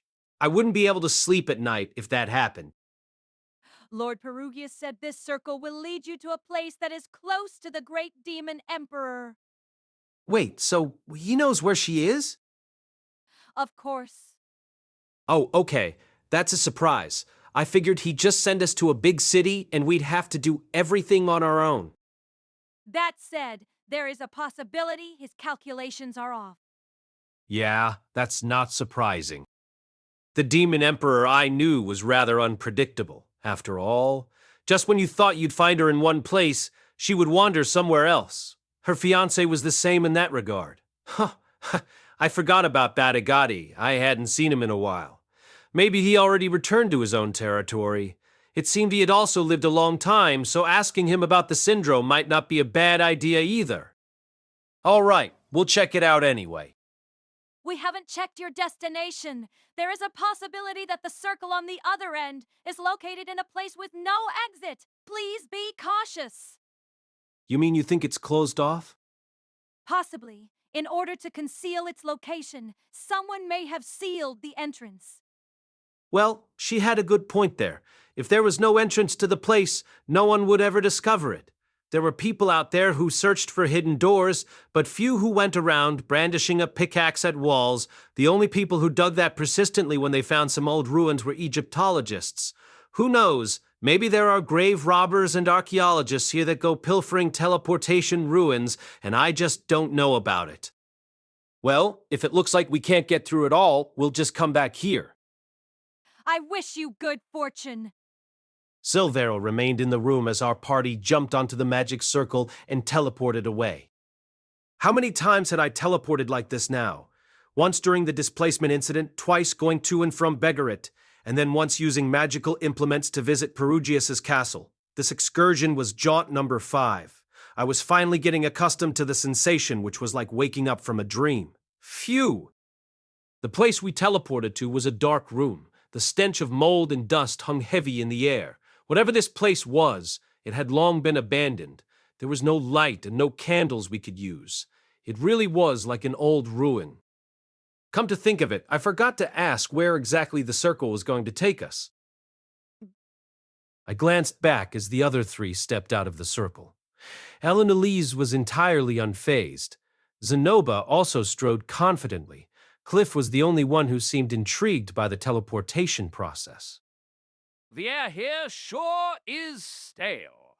Let us leave this place quickly. Zenoba kickstarted our search for a way out. I scanned the walls. There were no doors, stairs, or holes in the ceiling we could crawl out of. To my chagrin, studying the floor also turned up nothing. We were in a locked room. So this was what she meant by closed off. Silveril was right on the money.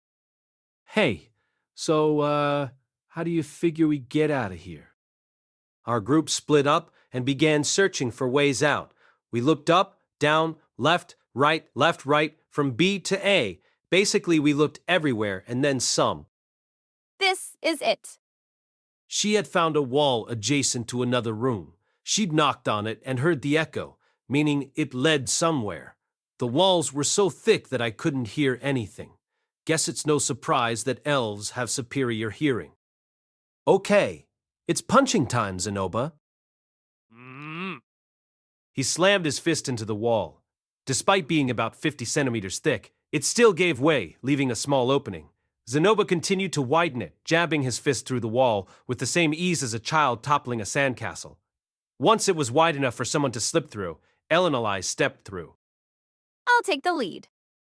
This new opening led to another open space, also pitch black. That was expected, given this structure was made entirely of stone, but there was little else we knew about the place. We had no idea whether we were above ground or below it. Rudius, give me some light. I followed her command and used one of the lamplight spirit scrolls. It illuminated our surroundings, revealing a square room about 10 meters across. Cliff groaned as he glanced around. Shadows danced across a number of bleached white bones on the floor. As we were on the demon continent, It was perhaps unsurprising that the skeletons varied in shape and size, making them seem almost artificial. It appears this place was once a prison. Indeed, there were rusted metal cuffs on the skeleton's hands. Cliff's expression turned sorrowful as he clasped his hands. May Lord Millis grant them salvation in death. I followed his example, placing my own hands together. Hail to Amitabha Buddha! Hail to Amitabha Buddha! Rest in peace. I'm afraid we will disturb you for the moment, but we will leave as soon as we can. All right, let's be off. This place was covered in bones. Just how many people had they locked up in here? I bet none of them realized that just on the other side of that wall there was a teleportation circle. Wait, but Perugius mentioned that the circle wasn't connected to anything anymore. Maybe these people were teleported here and sealed in with magic. If that were the case, whoever did it was awfully cruel. I found some stairs. We can go up from there. The steps were in the corner of the room. From the look of it, these prisoners weren't even kept in cells. Or so I thought until I approached the stairs and spotted some old rusty hinges on the floor. Maybe there had once been wooden bars to hold these people in, but they rotted away over the millennia. At the top of the stairs was a metal hatch that opened upward. Eleniles carefully checked it for traps and tried to open it, but no luck. There was something heavy on top of it, locking it in place. All right, Zanoba Robo, time for you to blast it open. Master, what is this robo thing you speak of? Oh, in one of the regions I've been to, that's what they call men with bodies of steel who possess monstrous strength. So that's what it means. Zanoba pressed his hands against the door and began heaving. It creaked as it started to open. Sand came falling down on us. Gah! Don't worry, I'll take care of the sand. Yes? I guess all right, Master. I used my magic to block the falling sand as Zanoba continued lifting, heaving the cumbersome hatch with all his might. Soon, rays of light punched through the cracks. Apparently this was the way outside. Once Zanoba had forced the lid up far enough that someone could climb through, Elenice slipped past us and headed out first. It's all clear. With this assurance, we clambered after her. Outside, we found ourselves on a steep incline. The sharp slope was covered with reddish-brown dirt, with boulders strewn about as far as the eye could see. In the distance lay a forest that resembled the bones of a fish, a unique sight only found on the Demon Continent. I also spotted what appeared to be a great tortoise far off on the horizon. So this is the Demon Continent. He gulped, cautiously gazing down the incline. There was no city nearby, at least not that I could see.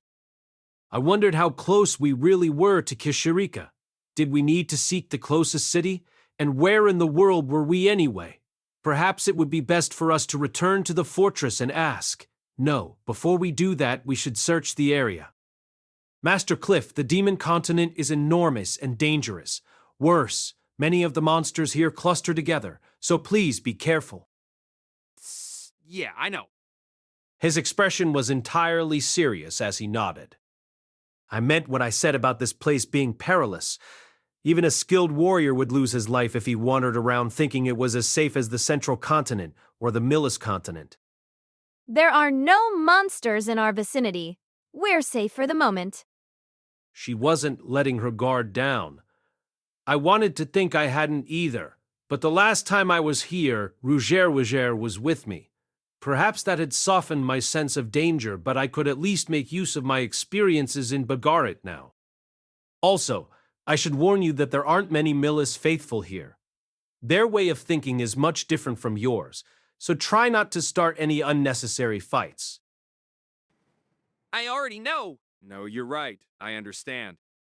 Maybe I sounded a bit too condescending, but Cliff had never been anywhere with this many demon folk. Picking fights over insignificant differences in opinion would only cause problems. This wasn't like when I was traveling with Eris. I wanted to avoid conflict as much as possible. Cliff doesn't know demon tongue, so you won't have to worry. True, and Elenice didn't know how to speak it either. She and her party had traveled this continent for nearly 2 years, but apparently they let Roxy do most of the talking.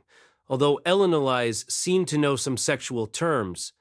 If Cliff heard about her daily life here, he'd probably faint. But that was because of her curse. Master! Sonoba had crested the slope and was bellowing down at me. The concept of being careful was probably entirely lost on him. Not surprising. He could fall from a cliff and come out unscathed. Do you see something? I climbed up after him. The edge of the slope abruptly dropped off to sheer cliff. My eyes widened in surprise at the sight that lay beyond. Oh, this is amazing. So this is what cities here...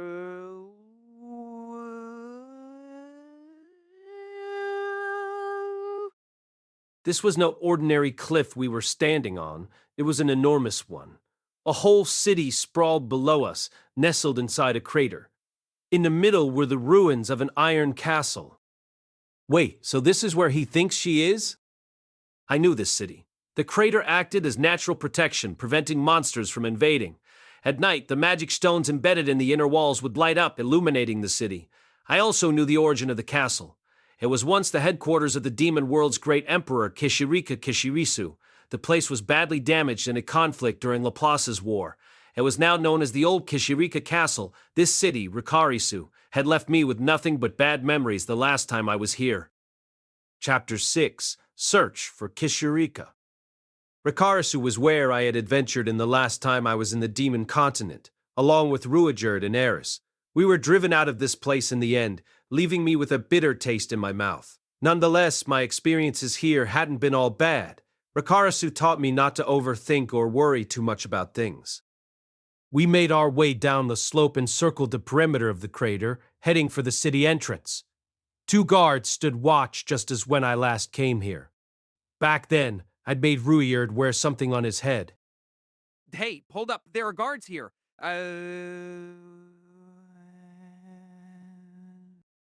We'll be fine.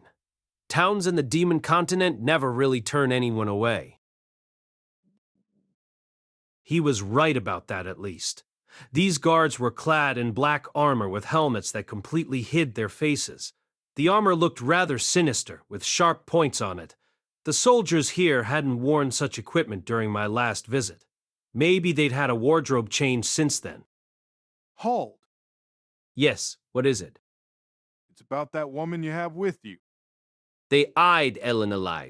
Cliff took a step forward as if to shield her, but Eleanor was unfazed. What are they saying?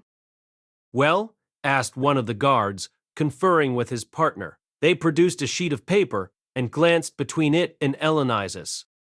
I sneaked a peek. It depicted a woman as bewitchingly beautiful as a succubus. She was tall with voluptuous breasts and wavy hair. It was in black and white, but admittedly, Eleanor's did look a bit similar. Still, their breast size is totally different. It's not her. Yeah, she doesn't match. The guards put the paper away. Sorry to keep you. Go on then. Is something the matter? Nothing that concerns you. Their rejection was blunt enough that we quietly went on our way. Seems like they're looking for someone. Apparently so. Had some criminal taken refuge in this town? Well, it surely had nothing to do with us, but we had to be careful all the same lest we run into a serial killer in an alley while we were searching for Kishirika. What should we do first? Let's get some money. We'll head to the Adventurers Guild first. The open market near the entrance was enough to take Cliff's breath away. It was no less busy and bustling than I remembered. There were adventurers of all races here, many of them riding lizard beasts. But despite these differences, they carried on the same way as people in Sharia. Merchants squabbled with adventurers, townspeople milled about, perusing stores with great interest, and beggars pleaded with shop owners for charity and got a kick for their troubles. It was a sight you could see anywhere. Cliff should have been used to it, but the different demon races had seized his attention. There was one thing that caught my notice. Soldiers in black armor were stationed around the city. Each time they caught a glimpse of Eleanor, they pulled out that sheet of paper to check. It must have been easy to tell she wasn't the one they were looking for, even from a distance. because they never actually approached us. Master Cliff, it seems your wife is just as popular over here.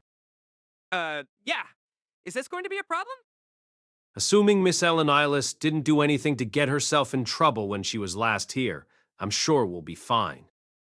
I shot her a look. Elenilis shrugged.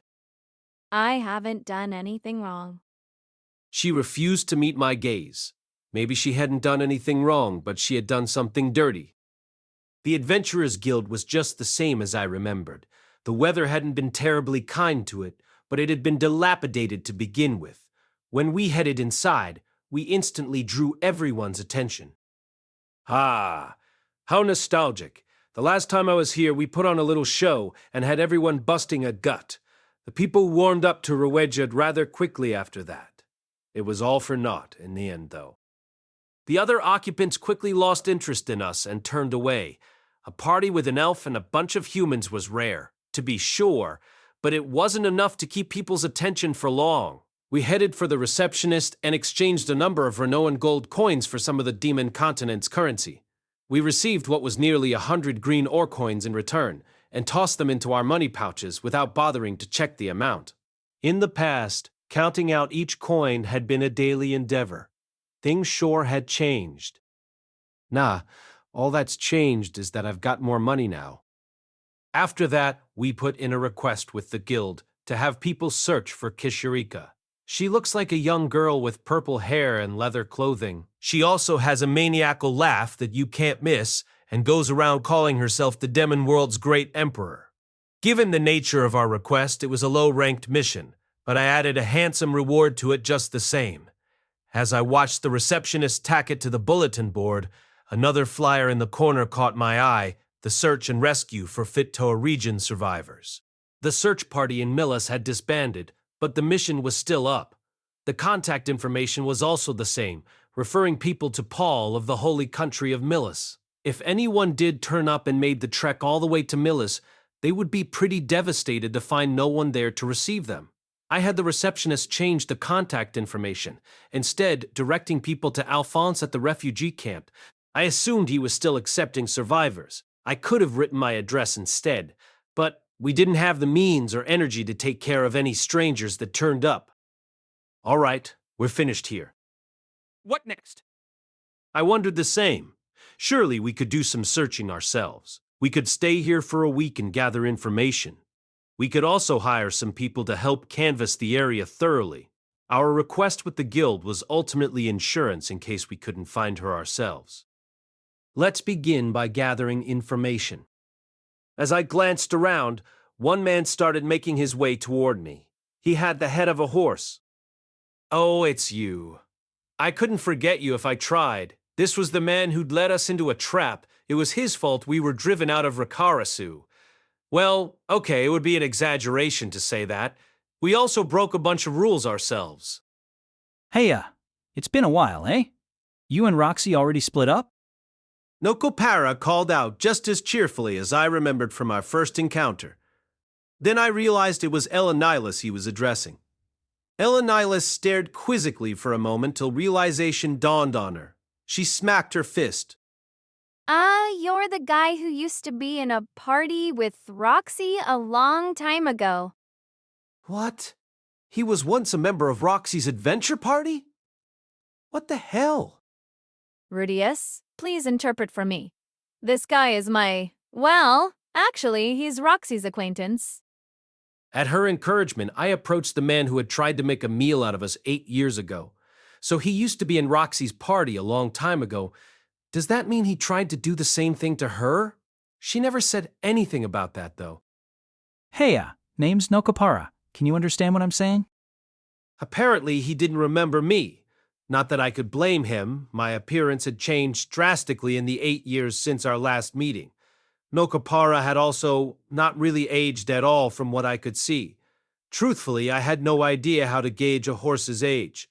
In fact, maybe he had trouble telling humans apart because of our race, and that was why he didn't recognize me.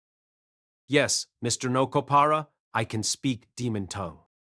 Rudius, this guy knows a lot about this city. Maybe you can get him to help us? Yes, I knew well how good his information gathering skills were, as well as how persistent he was. He kept a close eye on people. His ability to collect intel was invaluable, too.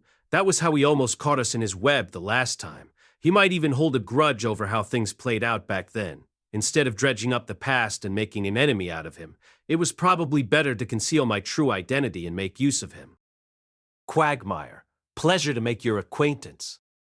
Yeah, Quagmire, huh? Wait, have I met you somewhere before? No, don't be absurd. If Eris were with me, I doubt she'd be able to forgive him for what happened. But time was a luxury I didn't have, and I wasn't about to waste it by dredging up old conflicts. After all, Nokopara hadn't known Ruijerd was a superd back then, and we were the ones who let our guards down. It was water under the bridge. Nokopara had even shit himself in public last time, so we'd gotten some justice out of it. We are looking for someone. Perhaps you could help us?